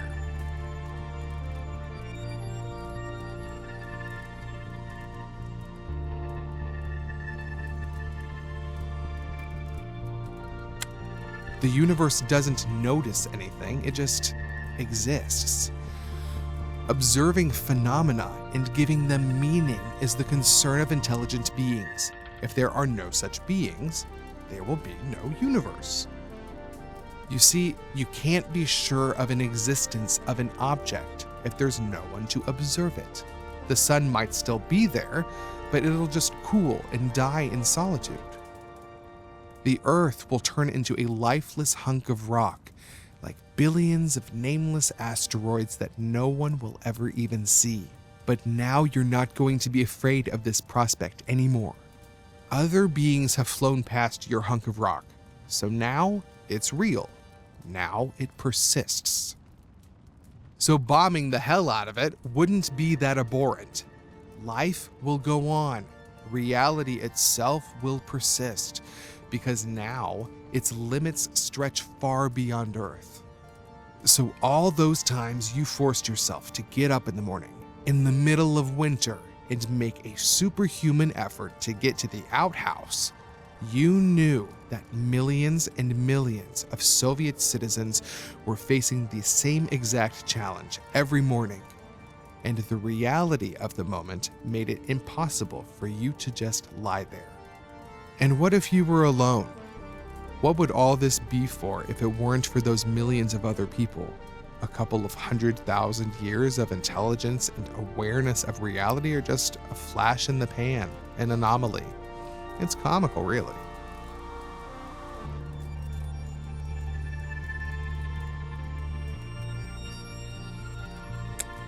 put me back in the water, and warn everyone not to let me out again. Can I trust you?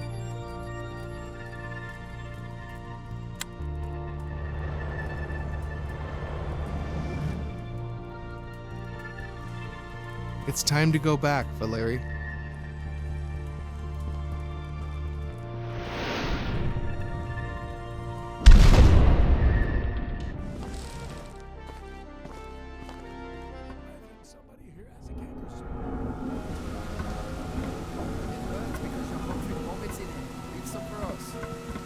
Hey, it's my turn now. Ugh, you're slobbering on the filter. Quiet, I think it's Valeri. Drop the cigarette. He'll be mad we smoked it without him. Drop it? Hell no. There's plenty left. Look, they smoked the last cigarette without you.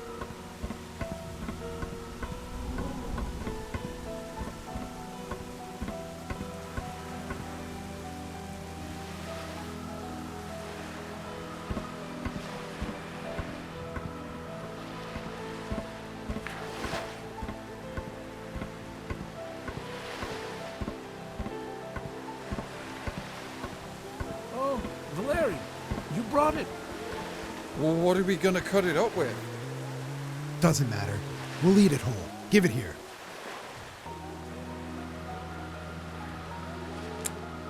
No way. Are you out of your mind? What do you mean? You're weirding us out, Valeri.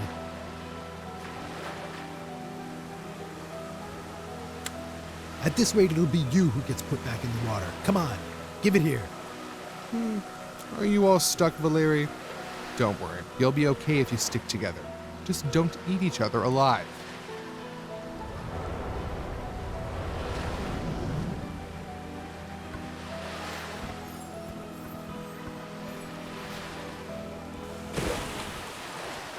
Seriously? You are such a dick. Beat it. We're not gonna sit here with you anymore. Go find some new friends somewhere else. Valeri... Ah, what a shame.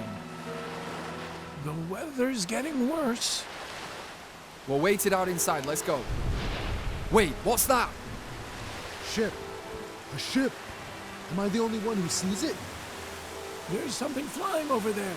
Hey, look! Americans!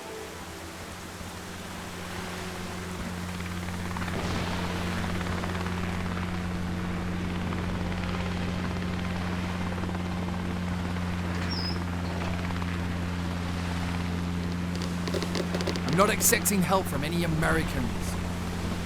What difference does it make now? I'd fly off with the devil himself if I had to.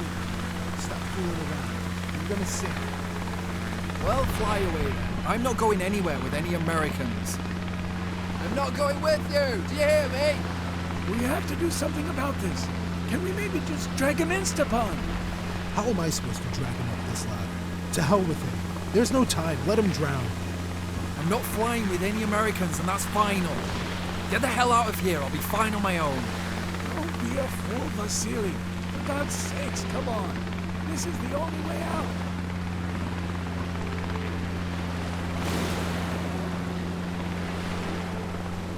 Fear nothing, Valeri.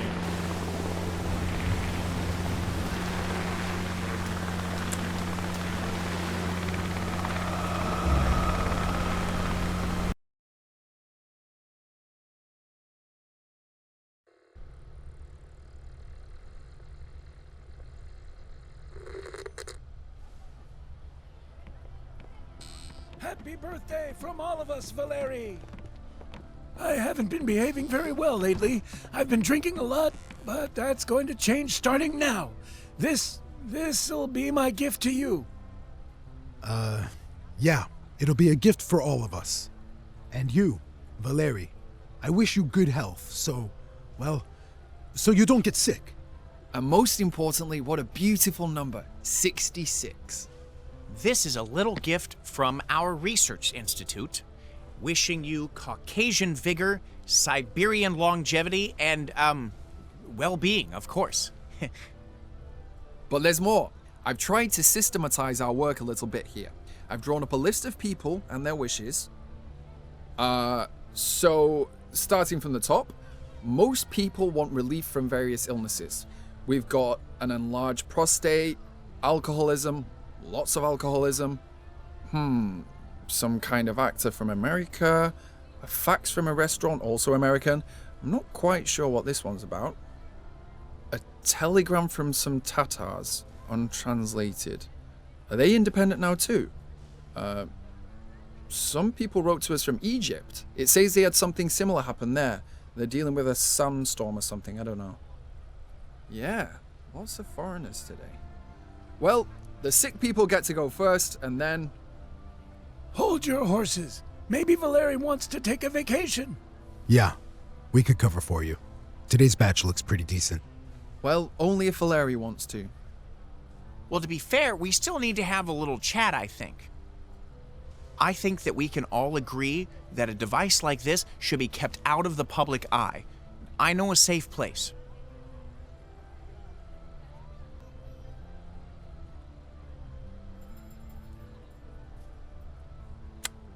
This thing is very dangerous, Valeri. We need to act responsibly.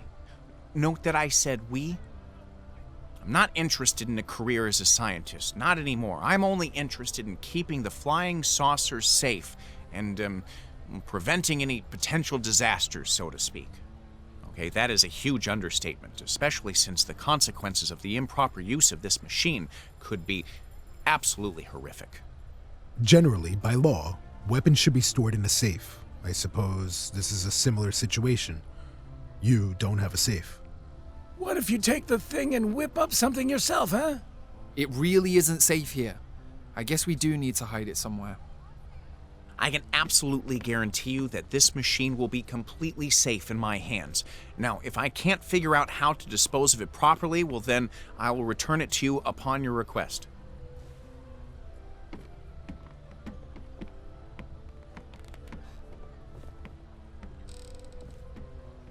And once again, happy birthday! Oh, hey. Congratulations, gentlemen. I found a buyer for you. We've already found some common ground. I think we're ready to do business together. Everything has been approved at the highest level. Moscow has given us the go-ahead.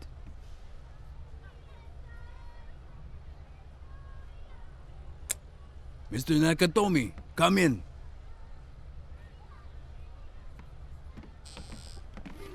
Hello?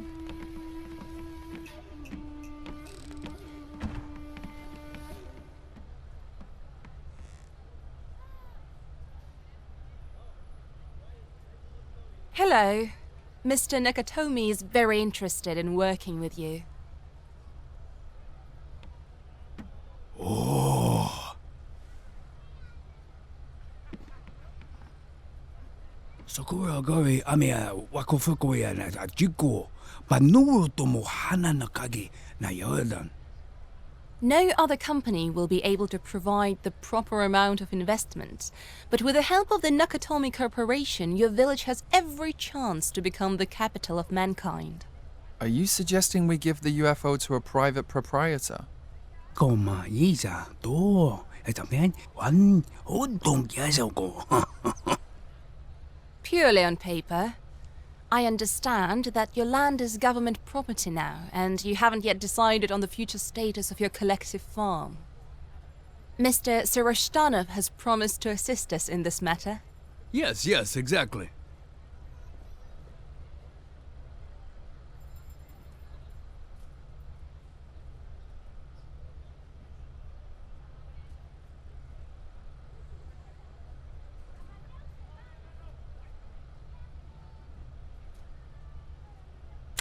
That's right.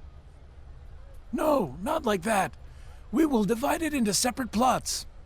Honestly, I haven't made up my mind yet, and I can't be the only one to have doubts.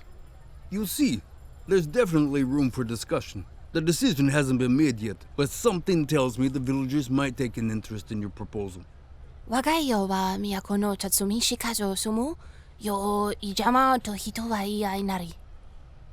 Ah. Let us show you something. Bring in the model. And clean up the junk on the table, for God's sake.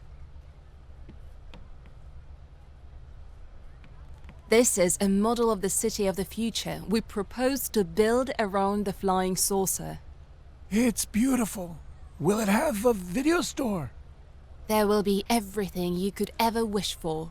The possibilities are endless. It is here that the new capital of planet Earth is destined to be built. It is very symbolic. Mr. Nakatomi wants to act in full accordance with the village's preferences, so we will invite you to finish this model. The only locations we determined in advance were those of the power plants and, of course, your home. It must be preserved along with the flying saucer and turned into a museum.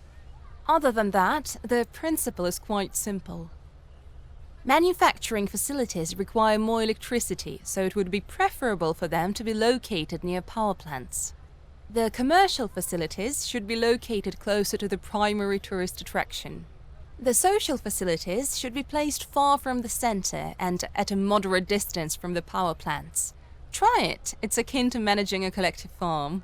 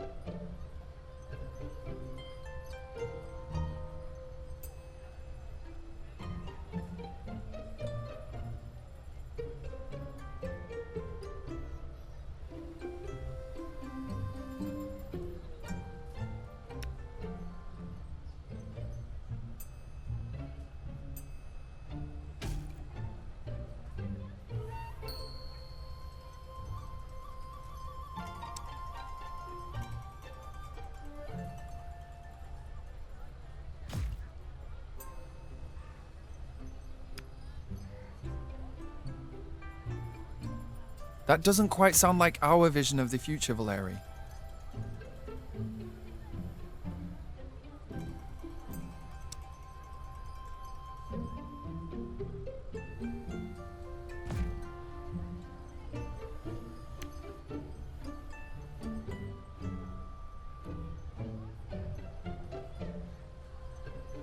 Ah.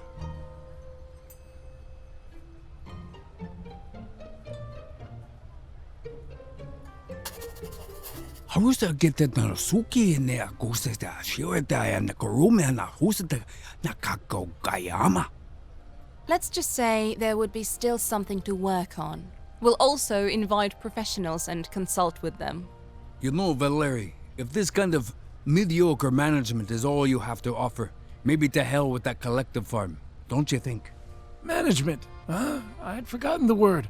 Saw it in a business book once. Want to borrow it? I bet it'll boost your management skills.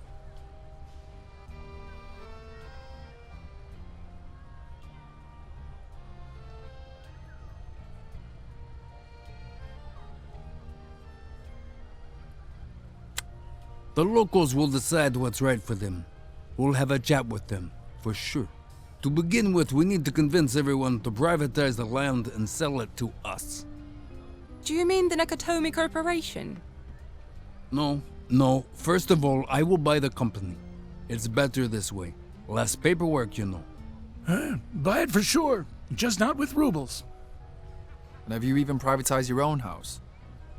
But how? I don't really know how. Take the model away, gentlemen.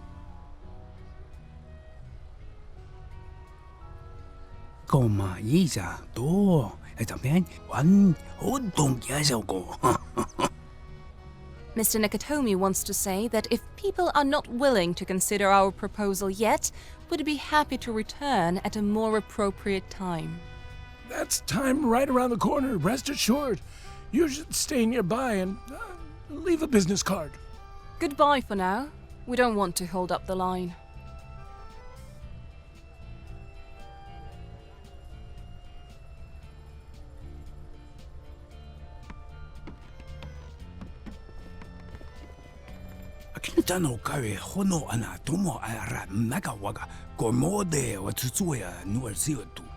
Mr. Nakatomi says he'd like to come in, if possible, since he's already here and all. It's a scam, Valeri. He'll wish for something and hoard it all for himself. Don't let him in. Make him sign a contract guaranteeing us a share first.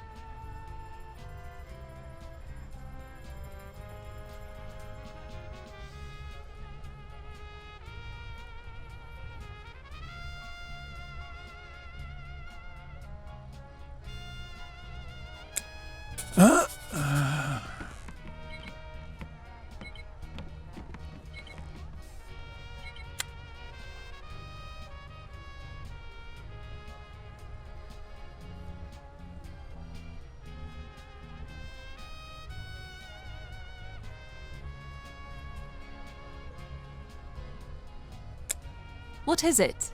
Let me help you. Peace, prosperity, reconciliation. Yes, this is similar to what Mr. Nakatomi told me when you reminded him about, well, you know. Of course! This thing has finally learned to process another language. Peace, prosperity, peace, a mistake, war, a plan, war, prosperity, prosperity, reconciliation, reconciliation, peace, a mistake, war, a plan, a plan.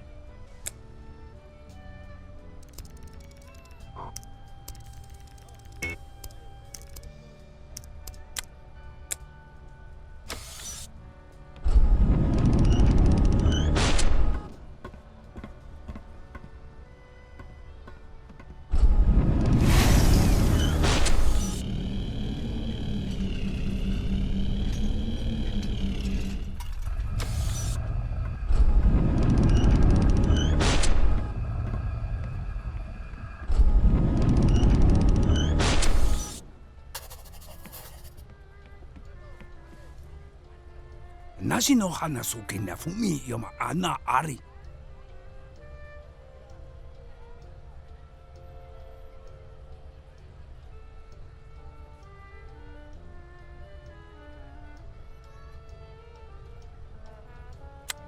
Tago no ura ni uchi, idete mireba shirotai no fuji no takane ni yuka furisutsu.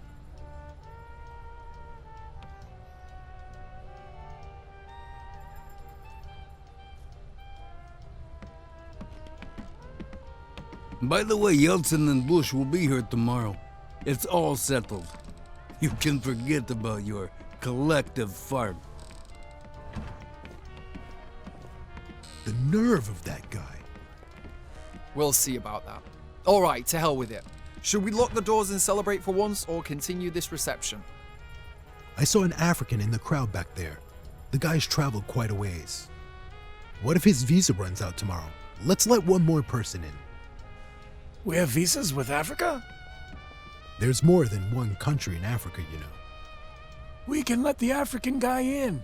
African students smuggle pretty great perfume. That's what they say in Moscow.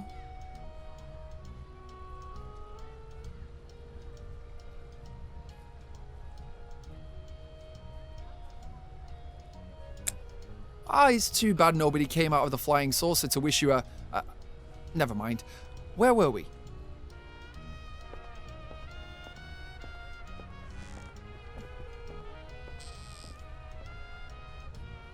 Мистер, вы, входите, пожалуйста.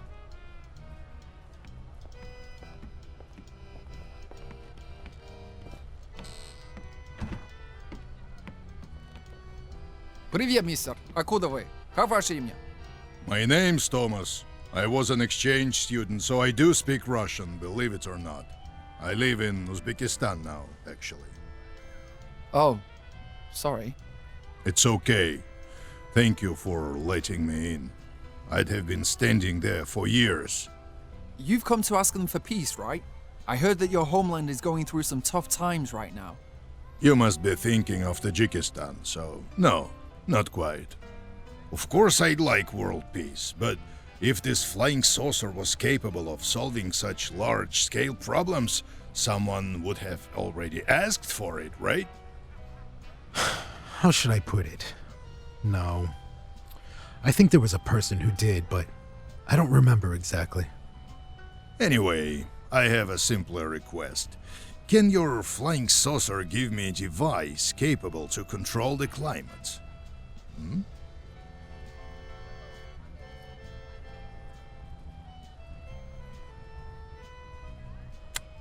Oh, I'm not talking about the planetary scale at all.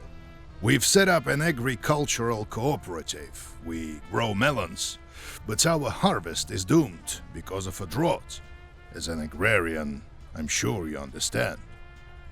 If only they could give us some kind of device that could make it rain. We'd provide you with world-class watermelons next year.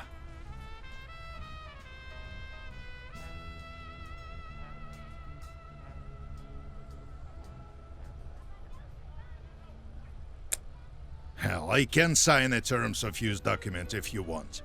If I come back without that device, our harvest is gone. And that means we're done for. We need to feed our families. Come on now.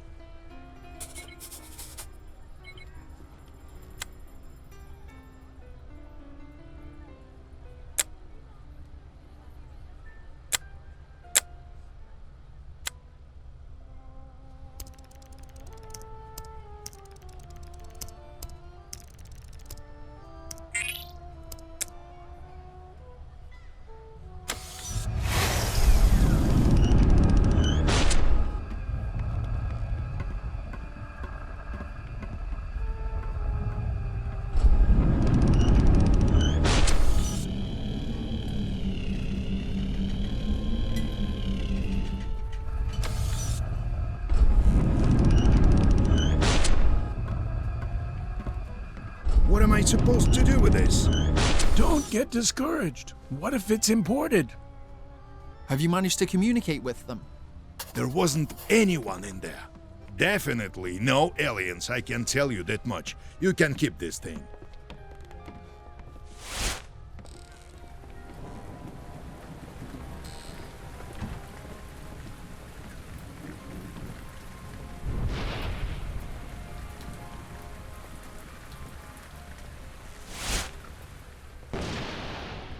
What a handy gizmo. I've got a present for you, Valeri.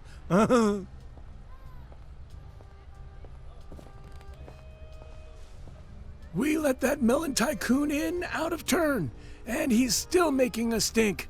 Well, are we finally gonna sit down and celebrate or what? That Uzbek guy, couldn't have he brought us a couple of tomatoes? Hey, Stepan, tell your wife to whip up some dumplings. I'm at work. She'll make dumplings tonight, and I'll need you guys to chip in for the meat. What work? You've been hanging around here for 4 days now. Forget it. You don't have a job anymore. We did show up empty-handed. I'd asked the aliens, but they don't let anybody in twice. Let's be a little creative. We'll let someone in, and they'll ask for a spread for us. What do you think? To be fair, it's not unreasonable. It'd be sort of cruel. I mean, immoral, really. Let's see who's behind the door, then decide.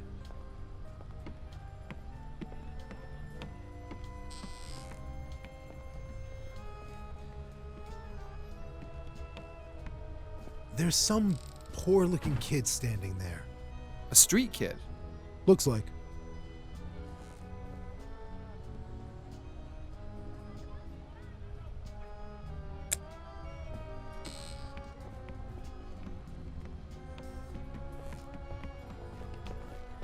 Hi. Hello there. Hi.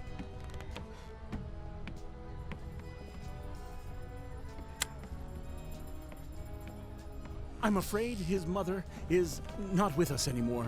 Where do you think you're going, folks? We're not letting anybody else in today. We're here with him. Alyosha lost his mother very young, you see. He's come a long way from Khanty-Mansiysk, not without our help, of course. We're making a movie about him. Alyosha wants to meet his mother more than anything else in the world. Don't you, Alyosha?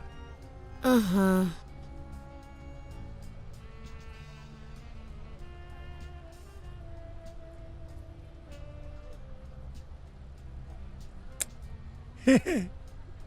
For God's sake, Valeri, sometimes it's just better to keep your mouth shut.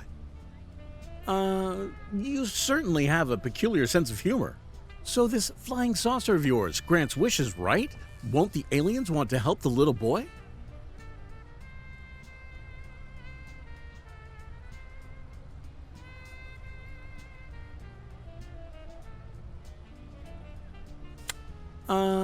You certainly have a peculiar sense of humor.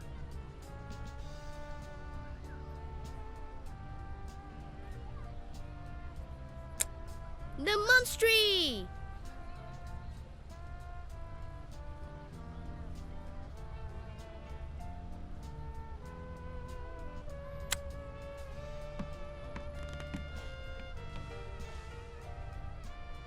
Don't you remember how much you want to see your mommy, Alyosha? Mm-hmm. Go to the flying saucer, Alyosha. Is it okay? Go on, get closer. See the big saucer over there? Is it just me, or is something off about this? Что происходит? What is going on here? Touch it, Alyosha. Alyosha, my son! It's me, your mommy! Are you getting this? Thanks to the joint efforts of our company and the aliens of Kujlevka, the little orphan Alyosha's dream has come true. The boy has finally been able to meet his mother. The extraordinary trip to the wish-granting machine would not have been possible without our sponsorship from the O'Donnell's Corporation. O'Donnell's means great prices, high-quality service, and payments in hard currency. O'Donnell's, capitalism with a human face. Okay, we good here? Yep, I'm good. What about you? We can cut to B-roll. No B-roll. I'm about to suffocate. Blech.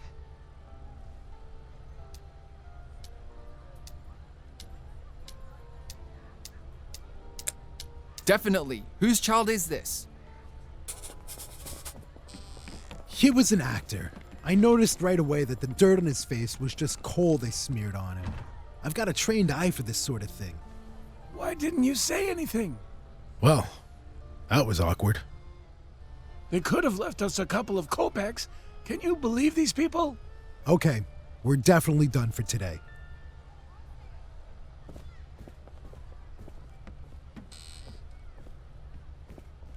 That's it for today, everybody. Come back tomorrow. Завтра приходите, you hear me? That's it. Oh, no, don't come tomorrow either. We've got an official visit tomorrow. Come the day after tomorrow. Hey, where do you think you're going? Hey! Man, this is worse than a line in a vodka store.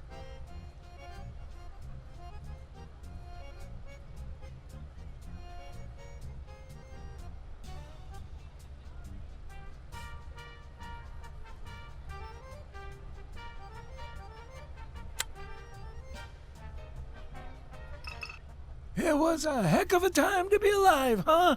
I'm not against communism as such. It's just, we weren't ready yet. We need to look at things more pragmatically. Still, I'm really grateful to Khrushchev. Those were happier days. You know, back when I was in school. The girls were like, wow. Back in trade school, I got the clap twice and crabs once. Now it's AIDS this and HIV that. None of it makes any sense to me. We get it, Clem. We get it. Guys, let's leave politics out of this. Well, to be fair, you can't completely exclude politics either. I remember this time. I was in a taxi in Svetlomysk. There was this guy who served in East Germany.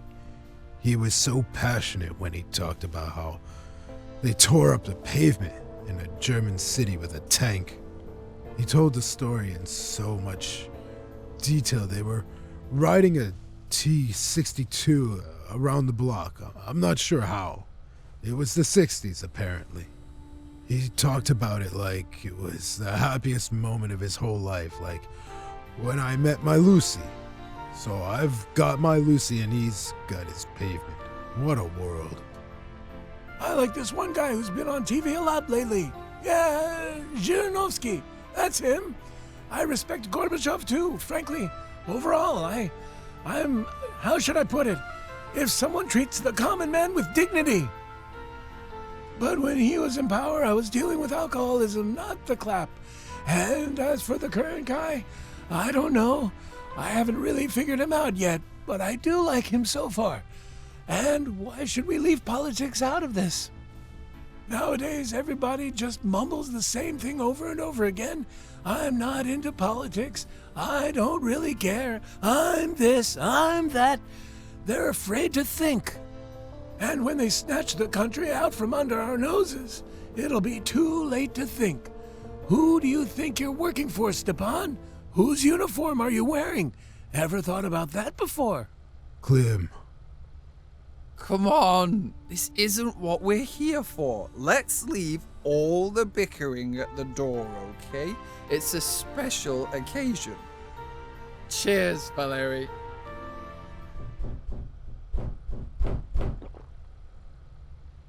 Who is it? We're closed.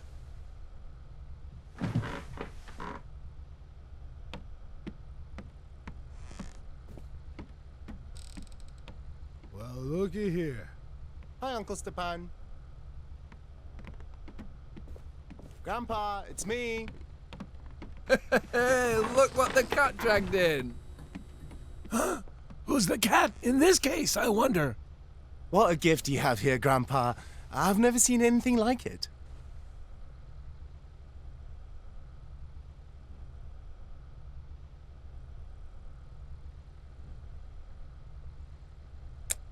Happy birthday, Grandpa. Wow, 68. Can you believe it? 66. Oh, right, of course, 66, yes. Well, I wish you all the best of health, joy from your grandson, success at your job. Now, you're not only a war hero, you're like another Gagarin. Cheers, Grandpa.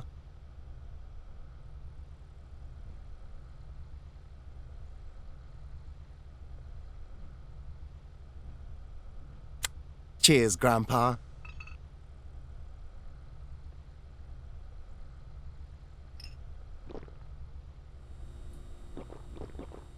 To tell the truth, Grandpa, there's something I'd like to ask your flying saucer. They can do anything, can't they? This one rock musician died recently, and I respect him a lot. I know all his songs by heart. He died really tragically. Have you seen it on the news? No one saw it coming. A car accident, somewhere near Riga, and I wanted his autograph so badly. To be honest, I don't have any grand plans, like a mansion on the Côte d'Azur or $1 million. Nothing like that. I just really, really wanted to see him. Oh, we know the guy you're talking about.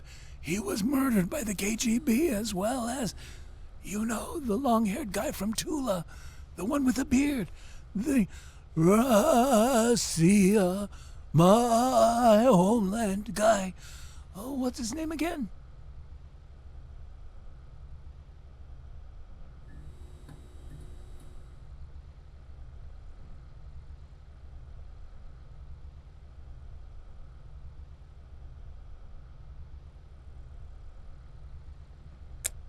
I do. I really do. What is there to fear? I'll be calm and polite.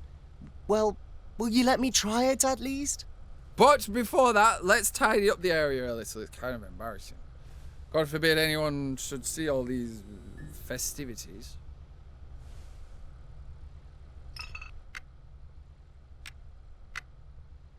Ready.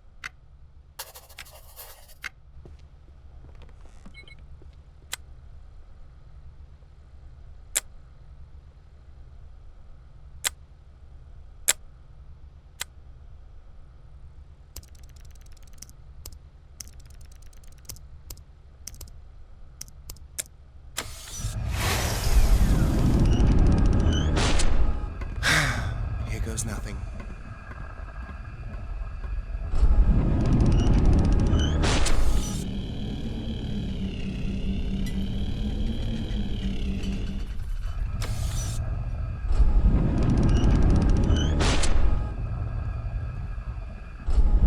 gave me some kind of plate.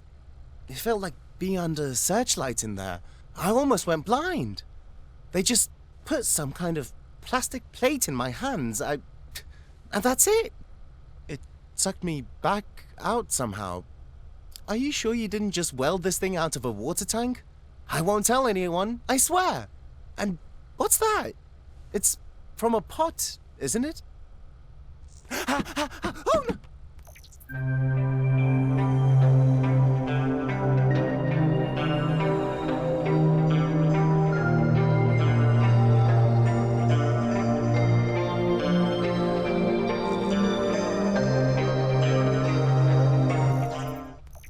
Nice. Well, you can carry it in your own bag from now on. It's a chick magnet, I'm telling you. It's not a big deal. It's just an optical illusion.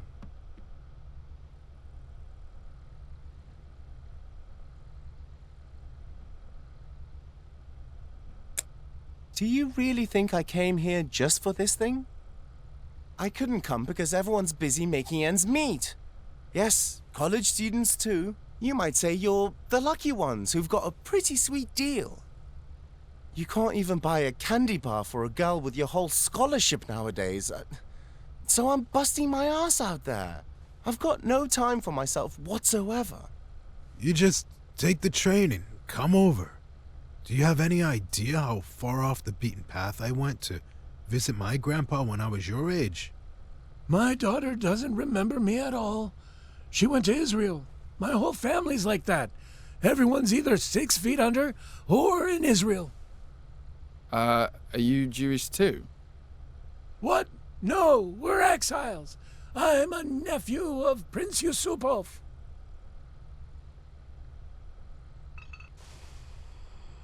Well, I gotta get going, Grandpa. The train will be here in an hour.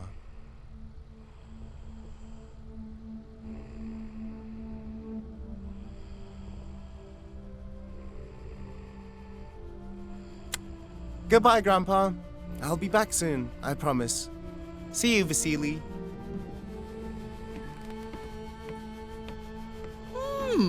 What a smart kid. He's following in your footsteps.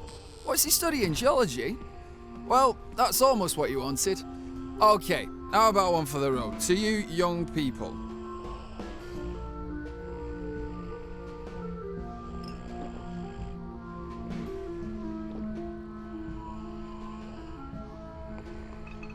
Now listen here, Valeri. How should I put it? Do you want to make a big deal?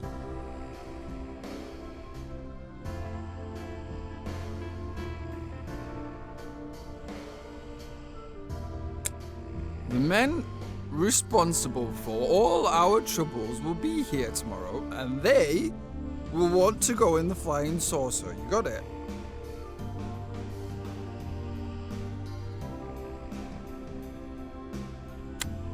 The flying saucer reacts very differently to different visitors. So make sure this thing responds properly to our guests. You'll find the right words for it though, I'm sure. I have no doubt about that.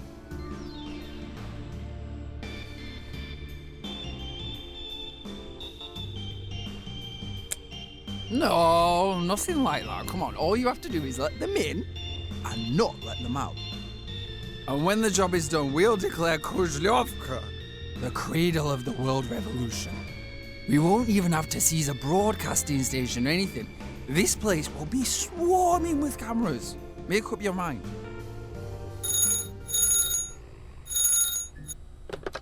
Is this Kujlevka?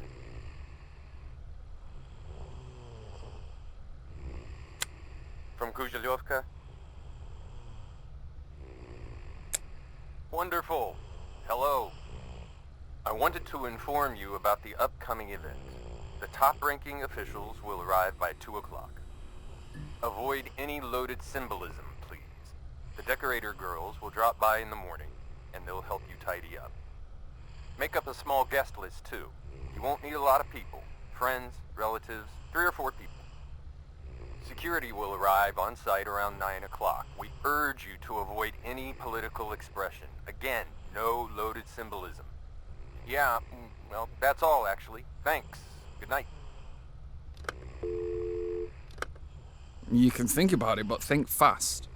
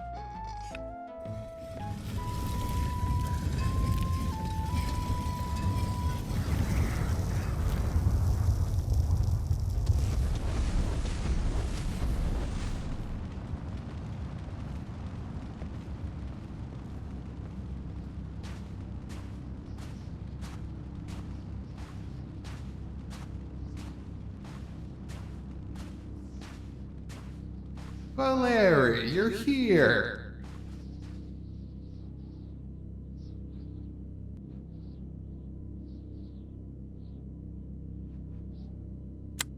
Sort of. Take a look at this wall. Does it remind you of anything?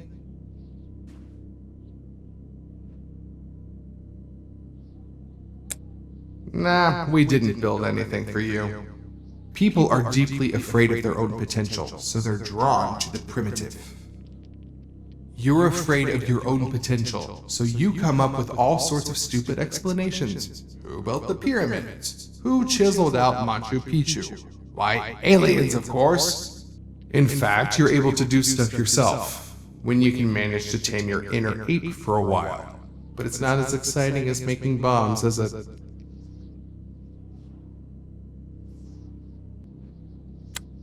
Is that really the only response you have?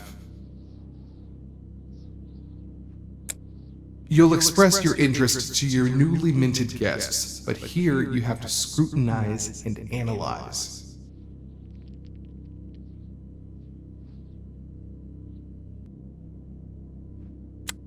Welcome! But if you still harbor some hope, you can go back to the station and wait for the train. But I'd still stay a little longer if I were you.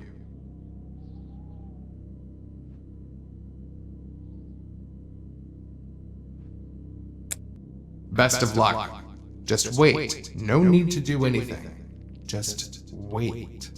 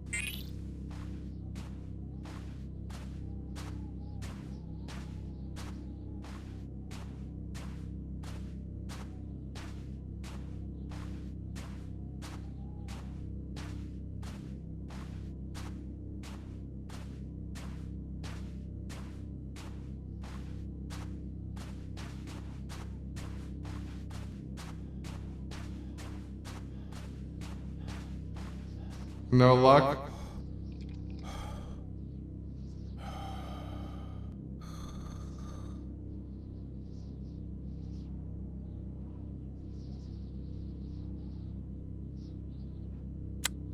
What's all the fuss about? Stepan's grandpa writes, in no uncertain terms, Mom and Dad waited for you, but they never got to see you again. I'm very sorry, of course, but come on, who's left to wait for you?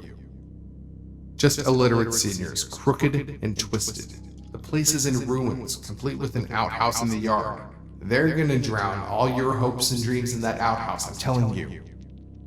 You need to go to Moscow and study paleontology. Why are you still clinging to that village?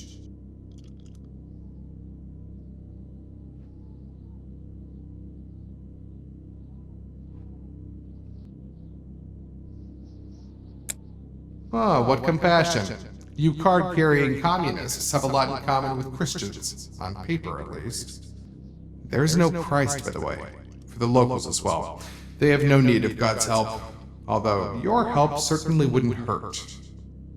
Why would you care which exact wretches you sacrifice your life to? Sacrifice it to ours. That sounds even more virtuous. You've got your own wretches over there, but here, they're just strangers. Top-notch squalor. Slaves, literally. Absolutely hopeless obscurity. Go get to know them, you'll like it. That seems to be your thing.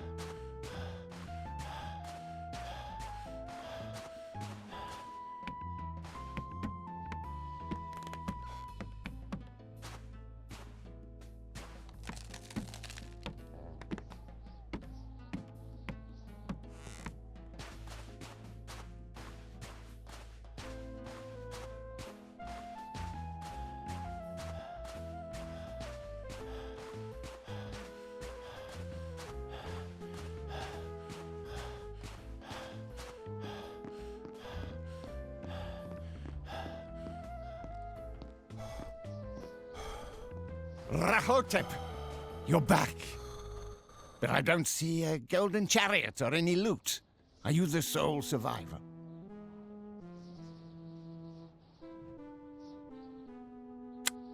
Nubian sorcerers have taken over our master's mind. We're doomed!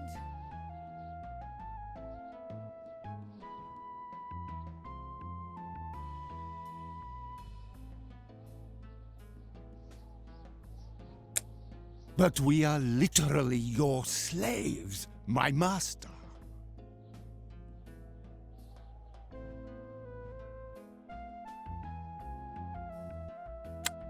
You gathered all our strong young men and campaigned to defeat the Nubians by the will of our pharaoh, and yet you have returned alone.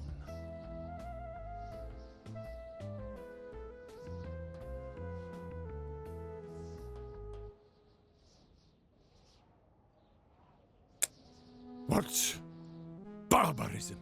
This is not our master! The Nubians have replaced him and sent us a soulless husk instead. They want to deceive us, erode the very fabric of our society. Let's sacrifice him, and then the sandstorms will cease. Yeah, let's burn him. This is not Rahotep. This is an outsider. But he can still shut the throat of the desert that is shrouding our fields in sand. You shall go into the desert and find the source of our troubles there. Go against the wind.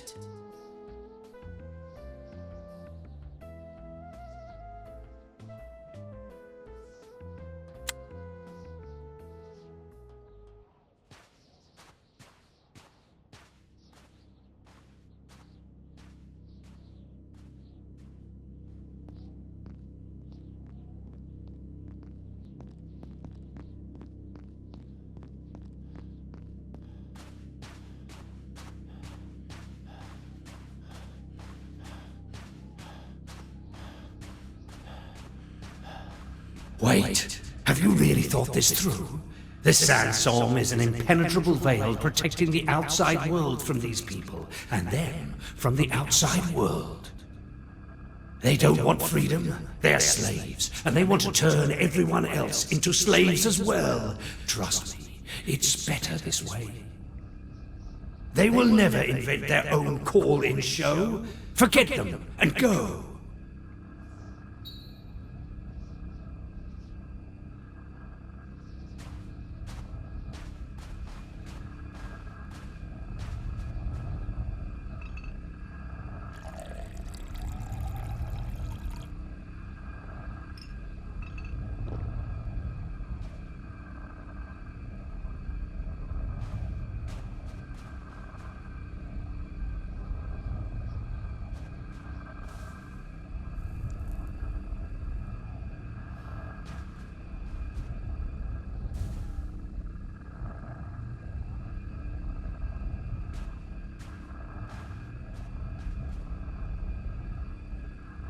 This is the right choice. Go to them and declare that this is permanent. Don't be afraid. They are slaves. One ought not to be afraid of slaves.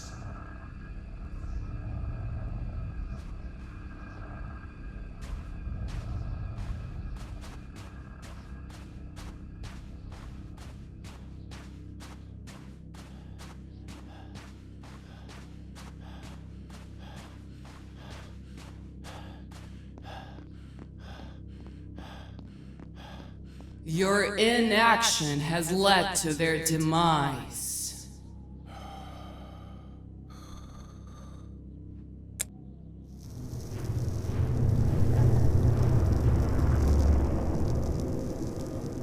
I've taught you a lesson in futility, Valeri. Some events cannot be affected by our actions, and if you're stubborn, you'll only make things worse for everyone.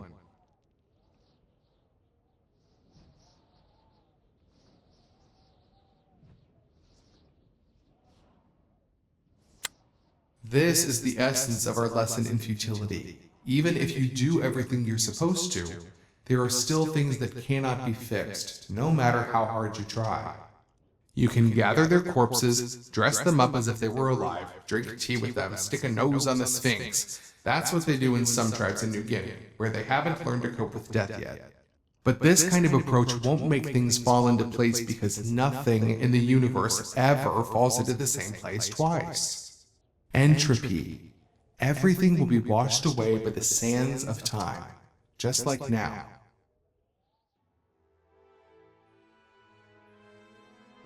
Don't forget to shave in the morning, Valeri. You're about to meet the pharaohs.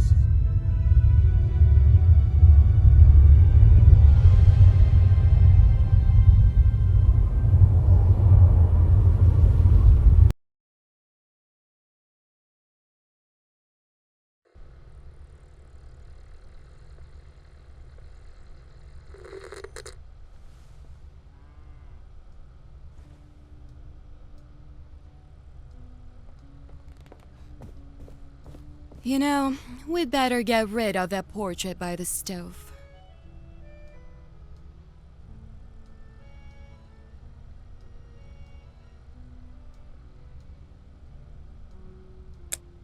Oh, if they only knew.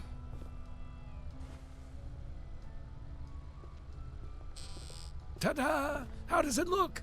Good. Polish. Hey, girls, how do I look? Goodness gracious.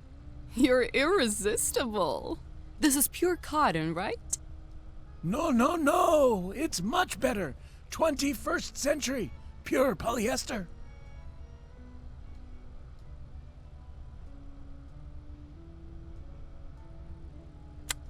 That's what I'm talking about. I have this feeling now, you know? It's like New Year's Eve.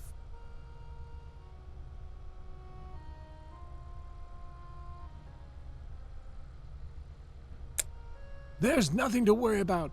We're entering a new era. I baked some potato pies. Maybe they'll finally come out today. You should offer Bush a pie too, for the chicken legs. Oh, that's what I need. Don't eat everything. Wait for the guests. Slap him on the wrist, Valeri. I won't even touch the gala dinner. It's today, right? Yes, but not here. I don't think you're invited. What?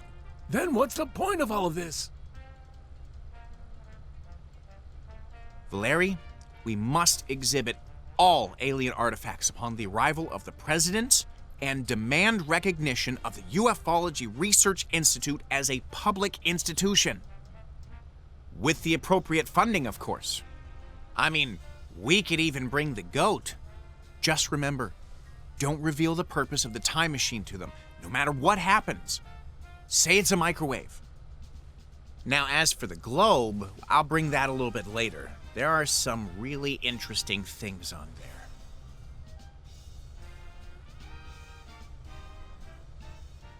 Well, how'd you like it?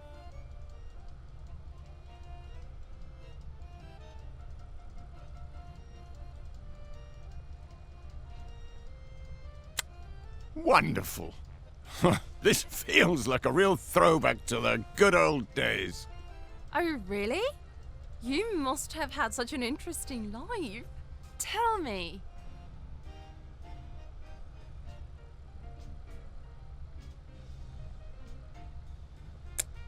I had a great childhood.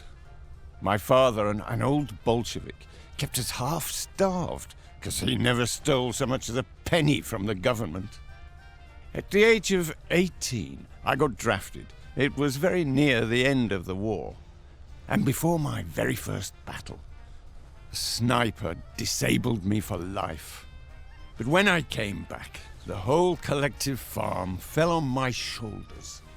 I was the only man in the whole village who survived.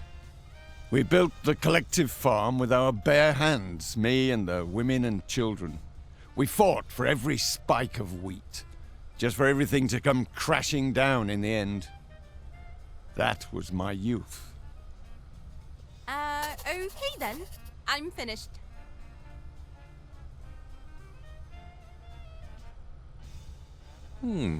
Yeah. Look to the left, please.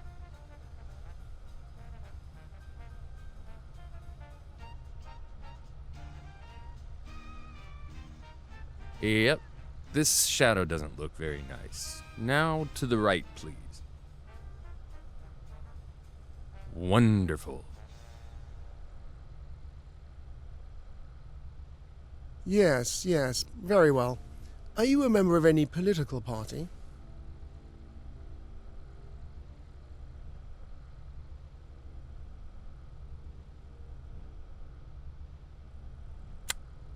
Understood. Okay, listen. You don't need to say anything. Just calmly say hi and shake hands. You hear a joke, you laugh. You hear President Bush make a joke, you laugh too, even if you don't get it. Just keep an eye on everyone else. If everyone laughs, you laugh too. No need to ask any provocative questions. Other people might ask you how you're doing. That sort of thing.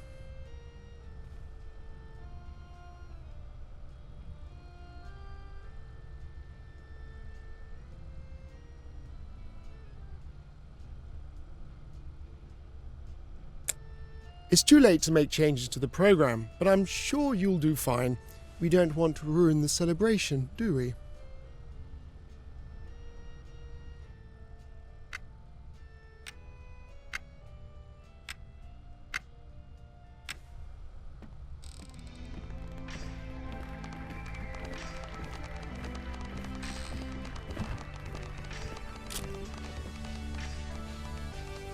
It is my great honor to speak here today in a small village in this vast, great, free country. I do this both as the first elected president in Russia's 1,000-year history and as a citizen of a great power that has chosen the way of freedom and democracy. For many years, the inhabitants of the planet Earth have refused to recognize themselves as one family, apparently one of thousands, if not millions, that exist in the universe. This fact has had a truly tragic effect on the fate of mankind. The world has been shaken by storms and confrontations. It has been close to exploding and dying, never to be reborn again. This diabolical scenario is now a thing of the past. Reason has prevailed in the struggle against madness. The time when the nations of the earth held each other at gunpoint and were ready to pull that trigger at any moment has ended. Today, we are irrevocably entering a new world, an era of universal prosperity, an era of humanity.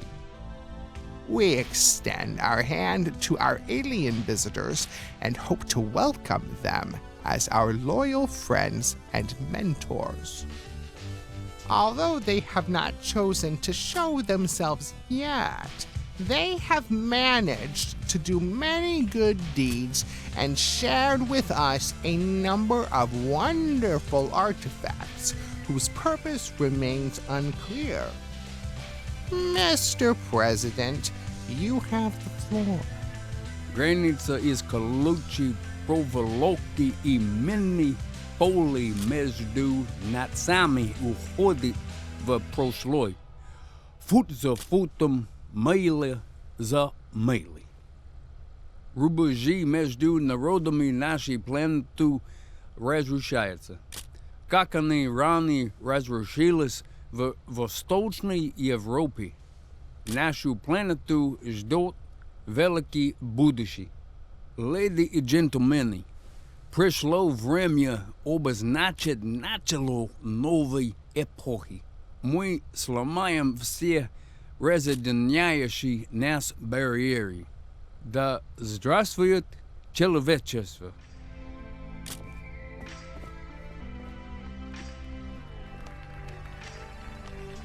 It's now or never.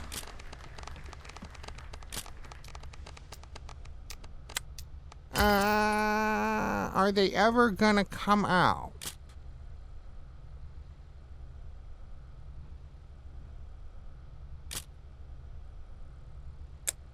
But we've got a ribbon and everything.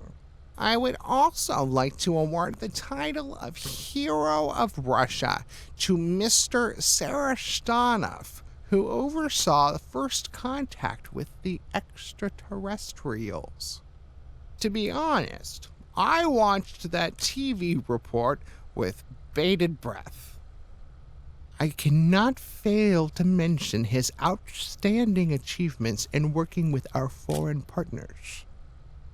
International commerce and development in step with the entire planet is the path of the Russia of the future, a path we will not turn away from. We're just getting started. I plan to announce investment opportunities very soon. We hope that soon the aliens will emerge from their vessel, declare their intentions, and help all mankind achieve its most sacred goal: global peace and democracy. Thank you.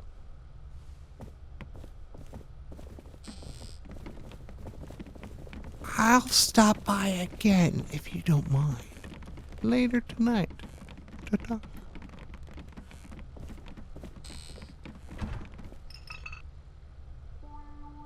Okay, fine. You've won your pensions. I'll arrange for them to be distributed tomorrow. I'm done playing for today. What was I gonna say? Oh, right.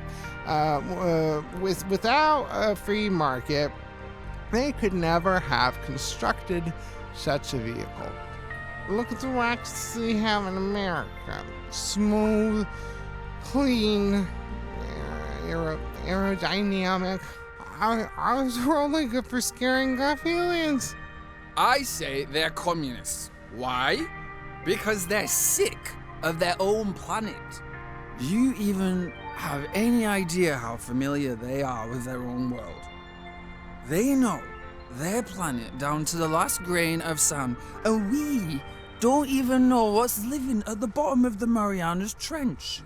I wanted to tell you that you're the first leader in hundreds of years who's left ordinary folks alone and not forcibly dragged them into anything. I wanted to thank you for that. Excuse me, but are you sure about that? Aren't you forcibly dragging us into capitalism, and not gradually like Gorbachev, but in a practically mandatory manner?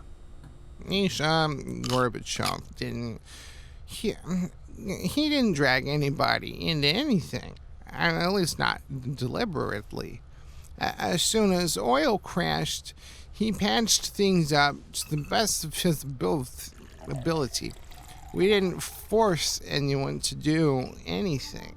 Who's stopping you from opening a co-op?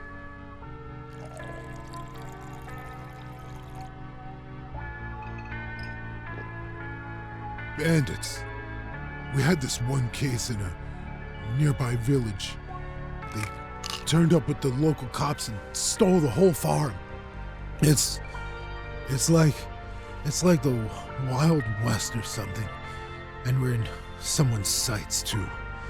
You know what would be nice for once? Some order, some rule of law. If only we could have Andropov back.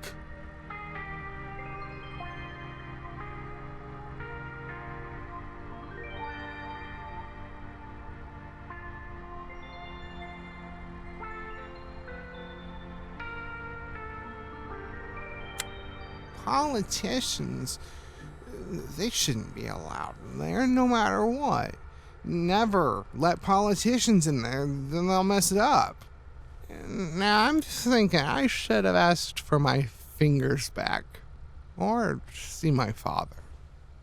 But in all honesty, I'd dissolve this reddish parliament and redo the Constitution if people gave me a chance.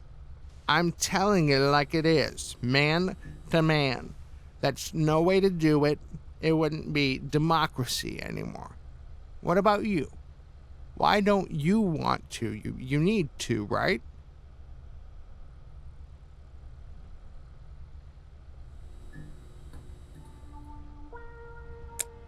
Let's just make sure that ancient Chinese proverb doesn't come back to bite us later. You know the one, right? Be careful what you wish for. Yes, that's the basic principle. Well, it's time for me to be hitting the old dusty trail then, but before I leave, let me make a toast. Let's focus on taking care of Russia, despite all our differences. Let's make sure our people never have to count their kopecks. They should be welcomed with open arms all over the world and treated with interest and respect in every corner of the planet. I wish for our country to avoid all wars and misfortunes. I wish for the concepts of honor, dignity, and mutual respect to be held sacred by our people. I believe in this earnestly, and everything will definitely work out for us as long as the Russian people believe in democracy. Well, cheers.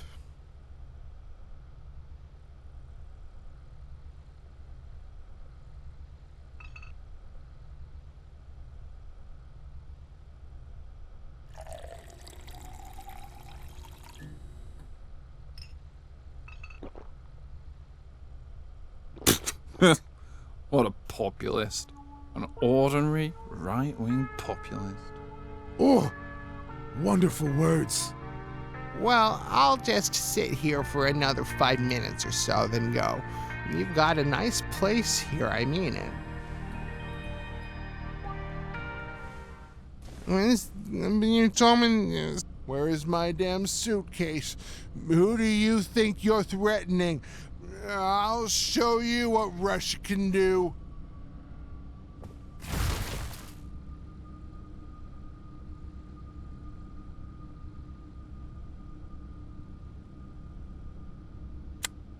mineral water?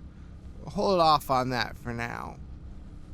I pressed some buttons and others started responding, like ham radio, I guess. I got on a frequency and these guys, well, they were saying some pretty rude stuff. And I gave them an earful, of course.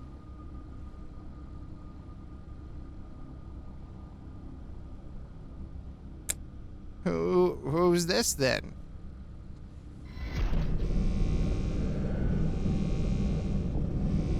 Guys, let me sleep. I'm begging you.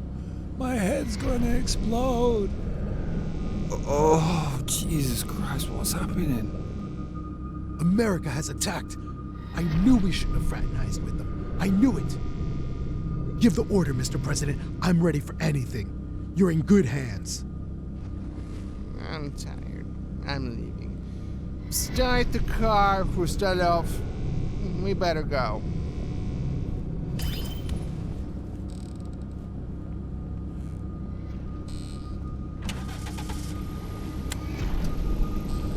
It's an invasion. It was an intelligence device all along. They tricked us. Hey, why is the president running?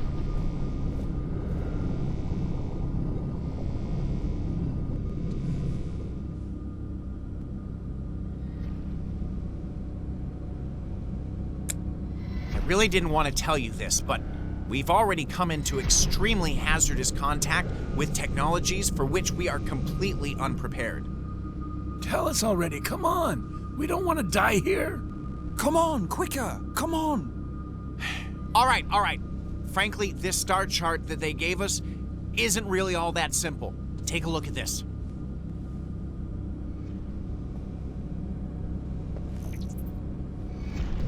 See that? This chart is very detailed.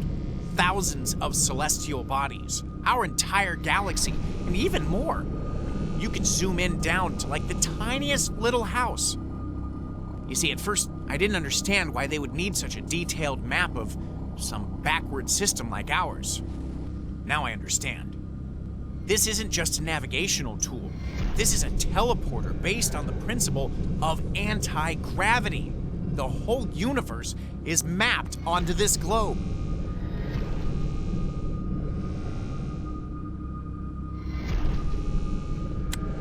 Well, it's quite simple. Look.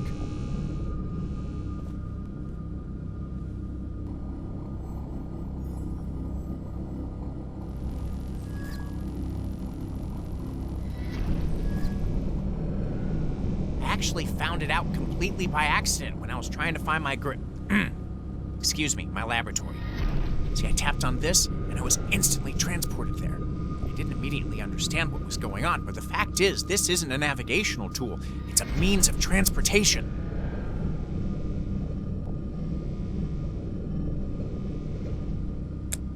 Don't worry, they won't even know what happened. We will fix everything from the very beginning. How?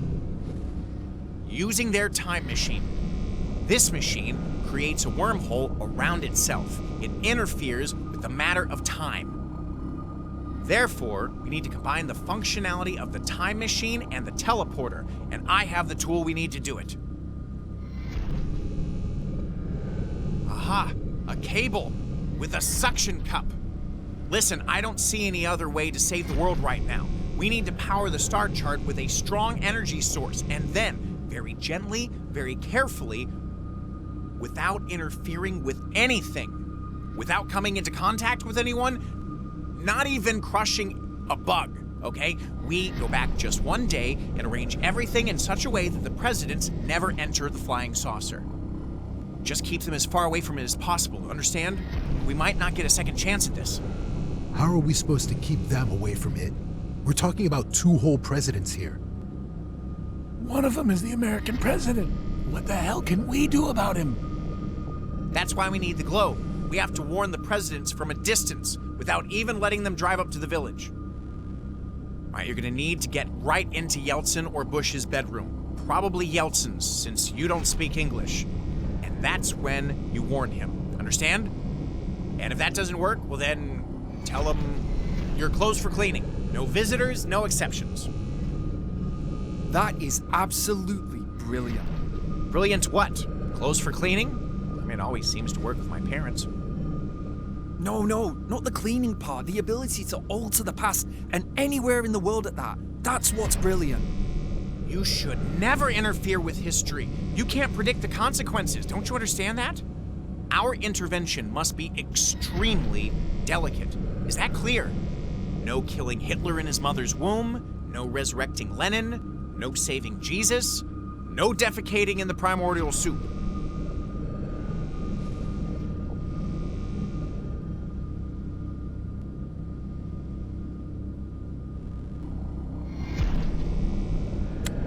Can't you see that the plan is, pardon my French, complete shit? Where do you think you're going exactly? So what, you know the exact coordinates of Yeltsin's bedroom? We either act globally, or we die. Can't you just not drink with him? Sheesh. Are you seriously telling other people not to drink now? He brought the vodka himself. How do you think that would go? The president of Russia shows up with vodka, and we show him the door? Crap, just look at him. We're all gonna be reduced to radioactive vapor any minute now. And he's worried about what? His reputation? Listen, they'll come in and do whatever they want. These are the most powerful people in the world. I mean, one of them is, but that's not the point. We need to categorically discourage them from coming here. Categorically.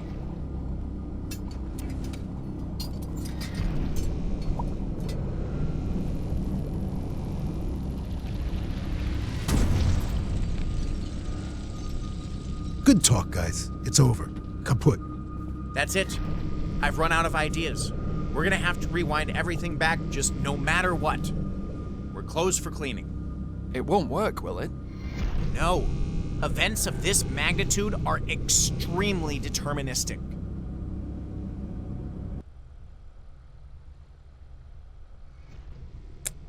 It's up to you, but I'm ready to believe anything now.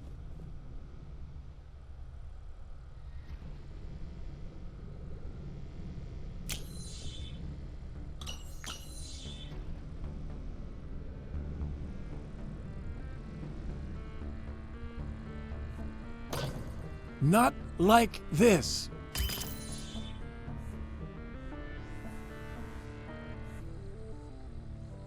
If we can actually manage to repair alien tech with superglue, I'll get a tattoo shaped like Gorbachev's birthmark. Whoa, hang on, I was just joking. Yeah. Ha! Great!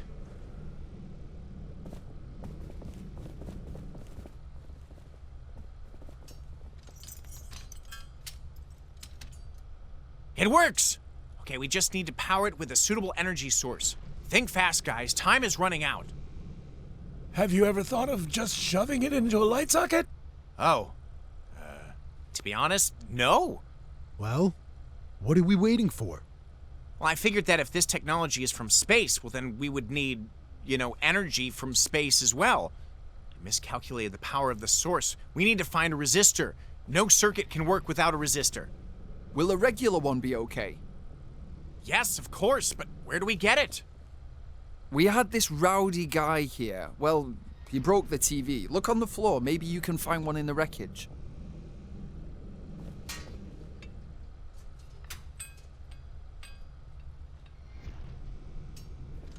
Ah, got it. Do you know how to fix an electric watch, by the way? All right, this should work. Aha! All right. Okay, here's Moscow. Now we're going to go there and think about how and where to run into Yeltsin and Bush, and then we ask them very politely but insistently not to come, and then we're golden. Well, I'll go with you, of course. Ow! What are you doing? I told you he was a psycho. Book him, Stepan. Listen to me. Vasily, we're all gonna die now. He was the only one who had a plan. Let me say something. Shh. I know what we should do. I really do. Listen, we won't be able to get to them through all their bodyguards anyway. We'll never make it to either of their bedrooms. That's it. We need to think bigger. This problem needs to be resolved in a radical manner. So, we're gonna jump into the future after all. Let's do Tahiti. I like the climate there. No, it's much simpler. Think about what's happened to our country. Why did it turn out this way? We don't have time for this right now. Maybe later, okay? Come on, listen up. I understand now. I know why they came here and what they want from us. They're here to give us a second chance. For Christ's sake, is he alive? Yeah, he's fine. Okay then. Valerie, we're just one step away from fixing everything. Absolutely everything. The possibilities are endless. Stop being a coward, Valerie. We have a colossal responsibility here. We should resurrect Lenin and Trotsky too if you want. We can erase Stalin from history. Don't you want that? Huh? Just look at him, thinking he knows how everything ought to be. Why are you deciding for Valery? What if he wants to get his legs back? What if he doesn't want all that stuff you're rambling about? What if he just wants simple human happiness, and you couldn't care less about that? We've been through all of this before. Yes, we need to clean up this mess somehow. Lay down the law with a firm hand, so that a man can earn a decent wage. Who do you think you are? A man was almost killed right in front of you. Some cop you are. Is he just gonna lie there?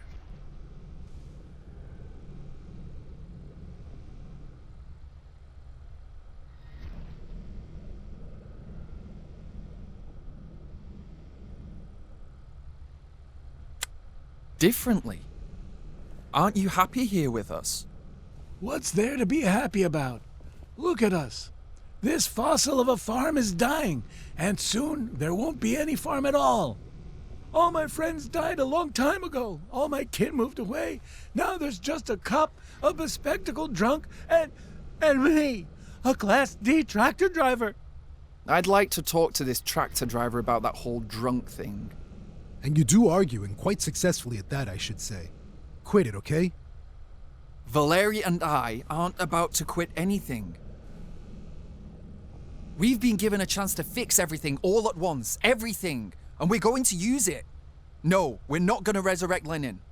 There's no need to restore the past. We need the youth. We need the future. We'll use the space-time wormhole, but we don't need to go far, no. If we fail to save the country, then we can get help from other people who had the same intention but found themselves in the wrong place. Do you understand me?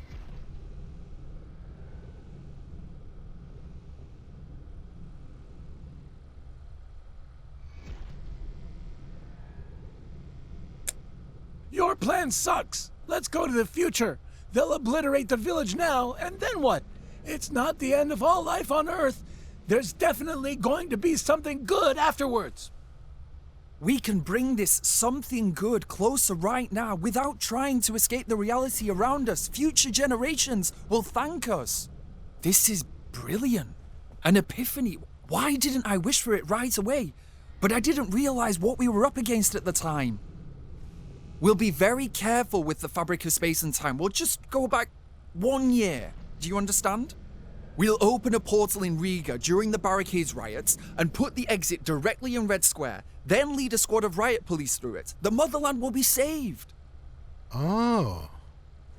He's completely lost his marbles. No.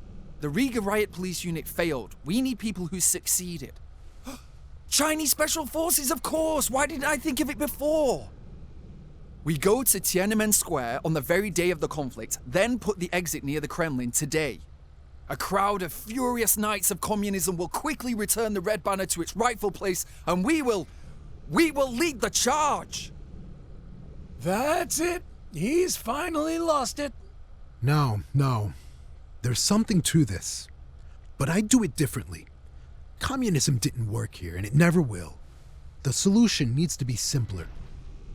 We should go back to 1905, so that our Imperial cavalry can gallop into the wormhole, leap right out of it, and bring order to Mother Russia, yeah? You're way off. All you want is to drag people backwards for whatever bogus reason. You just can't help but try to clean up everyone's mess. But it's never occurred to you to ask the people themselves. No, we're gonna tell you what you need in life while you sit there and listen. Don't listen to them, Valery. We should just make a quick trip to the future, learn how they do things there, buy some gadgets, then we'll come back and start a legendary business. Selfishness. Nothing but selfishness. We need to solve the problems of humanity, not look for a cozier groove for our asses. It's a new era. We don't care about personal stuff anymore. We used to be mere individual humans all on our own, but now that the aliens have arrived, we have become humanity.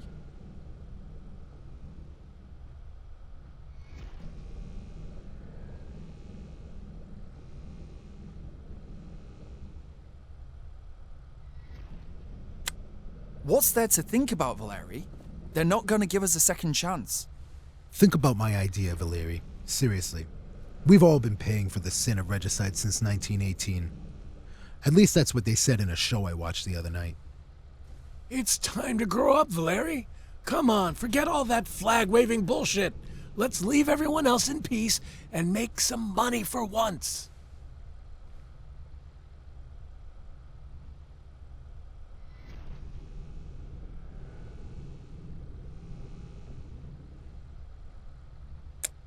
Excellent. Just let me set it up. Wait a second.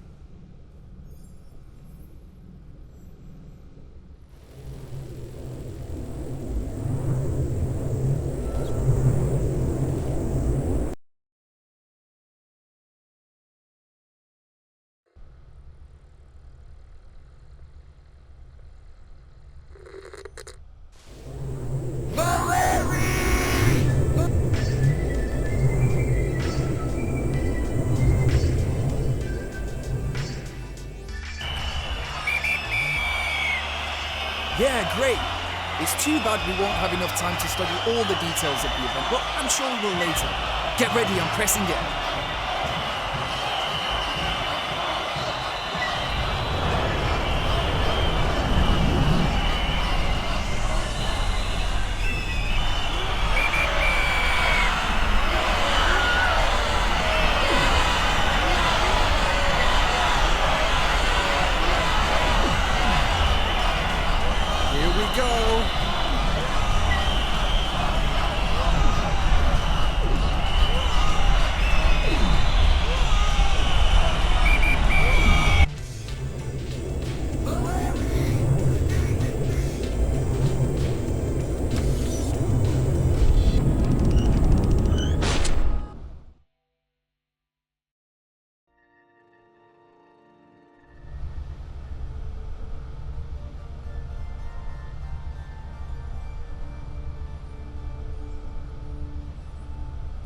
At the end of the day, a guy like you is basically concentrated humanity.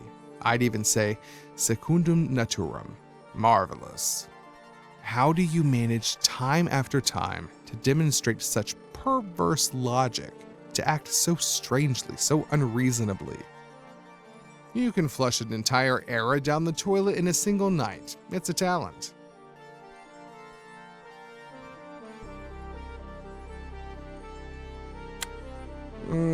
An unexpected observation. Well, this is all rather trivial. Let's go.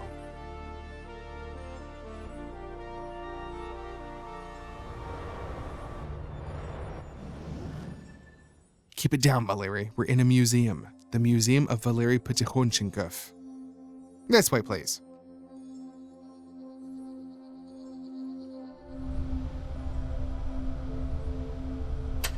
Jules Verne, Journey to the Center of the Earth, USSR, 1935. The first grown-up book read by Valeri.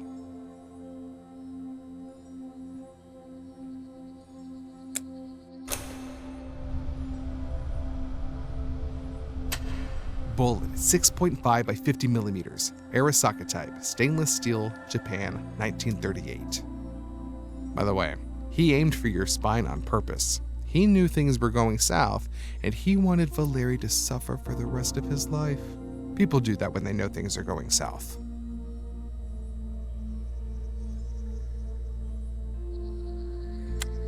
Sergeant Inoda, nothing. He's fit as a fiddle. Got his hands on a very nice shoe factory. He's been following the news in Kujlevka with great interest. What, you wanted to hear that he has excruciating cancer or that he drank himself to death?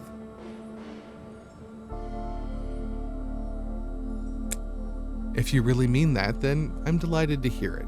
Some progress has been made after all.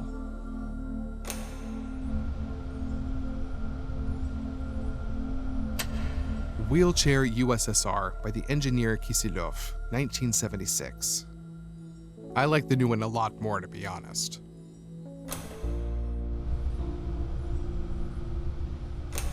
Divorce certificate, 1959, Registry Office, Kujlevka District.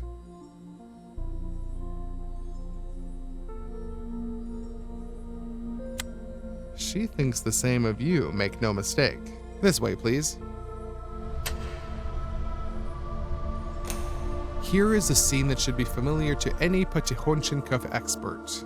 In recent years, this scene has taken place almost every day of his life, but this particular night turned out to be very special.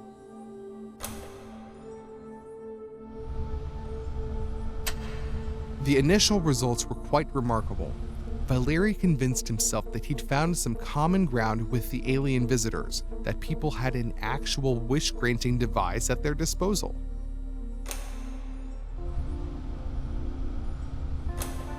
People opened themselves up to new experiences and put their best foot forward. Or at least they tried to. But trying isn't necessarily the same as succeeding.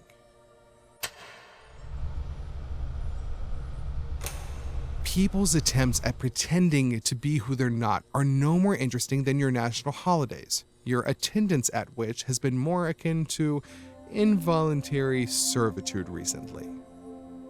Here is a much more interesting specimen, a pure human, solid, naked, smelly, natural.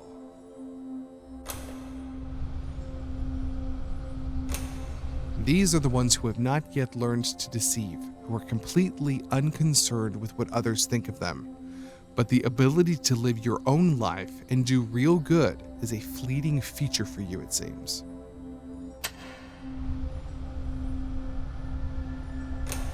Earthlings value hierarchy so much, and although they've been running around with the idea of universal equality for quite a while now, having moved away from the shared bonfire, they've become so unaccustomed to it that they've started to fear it.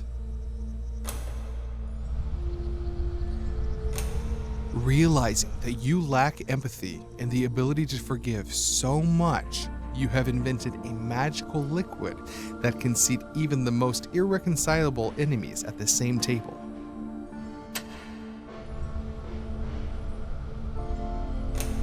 However, if you go too far, the consequences can be the most unpredictable. You can call your ex-wife all night, or you can press the wrong button and deeply upset people you really shouldn't upset. Before the museum opens its doors to the public, we need to decide on the final exhibit. As is customary, there are two chairs here. On the left is a chance to change the past. After all, you can't help but dig around in the past. And on the right is the future. But you guys are still idiots. What's there to hope for? When you could choose peace, you choose war. When you can listen to the Kinks, you choose the Beatles. Okay, the second example isn't so hot, they're both great bands. So just think about the first example, okay? So, your move, Valery. Choose wisely.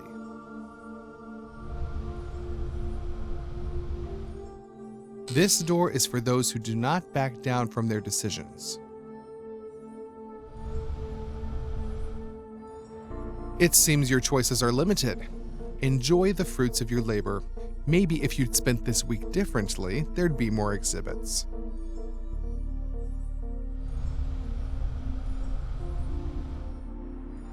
No, this option won't work. The cards have been dealt another way. It won't work that way, I'm afraid. The prospect of the future, not an attempt to return to the past. Well, I really like it. What about you?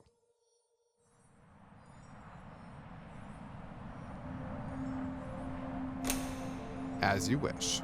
This exhibit will remain here forever. Let's go look at this mess you've made.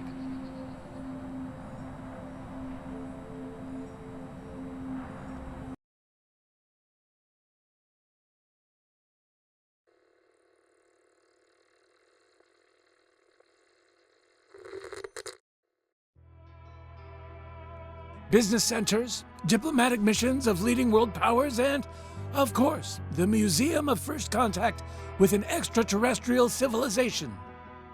In addition to a real UFO, which anyone can enter, for a fee, obviously. All this is the image of a new Kujlevka, the capital of planet Earth.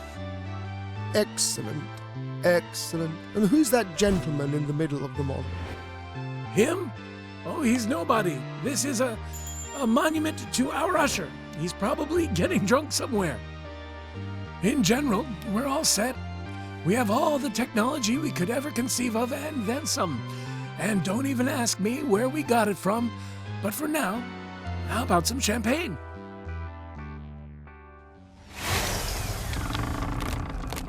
Hey, where do you think you're going, you bastards? There's big money involved in this already. Come back here, you asshole. Come back. Hey!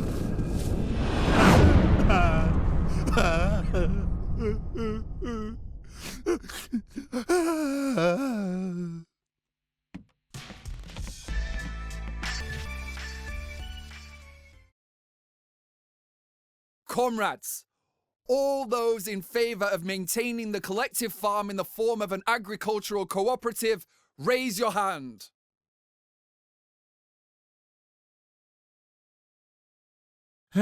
Screw you guys. That's the spirit. Unanimous approval.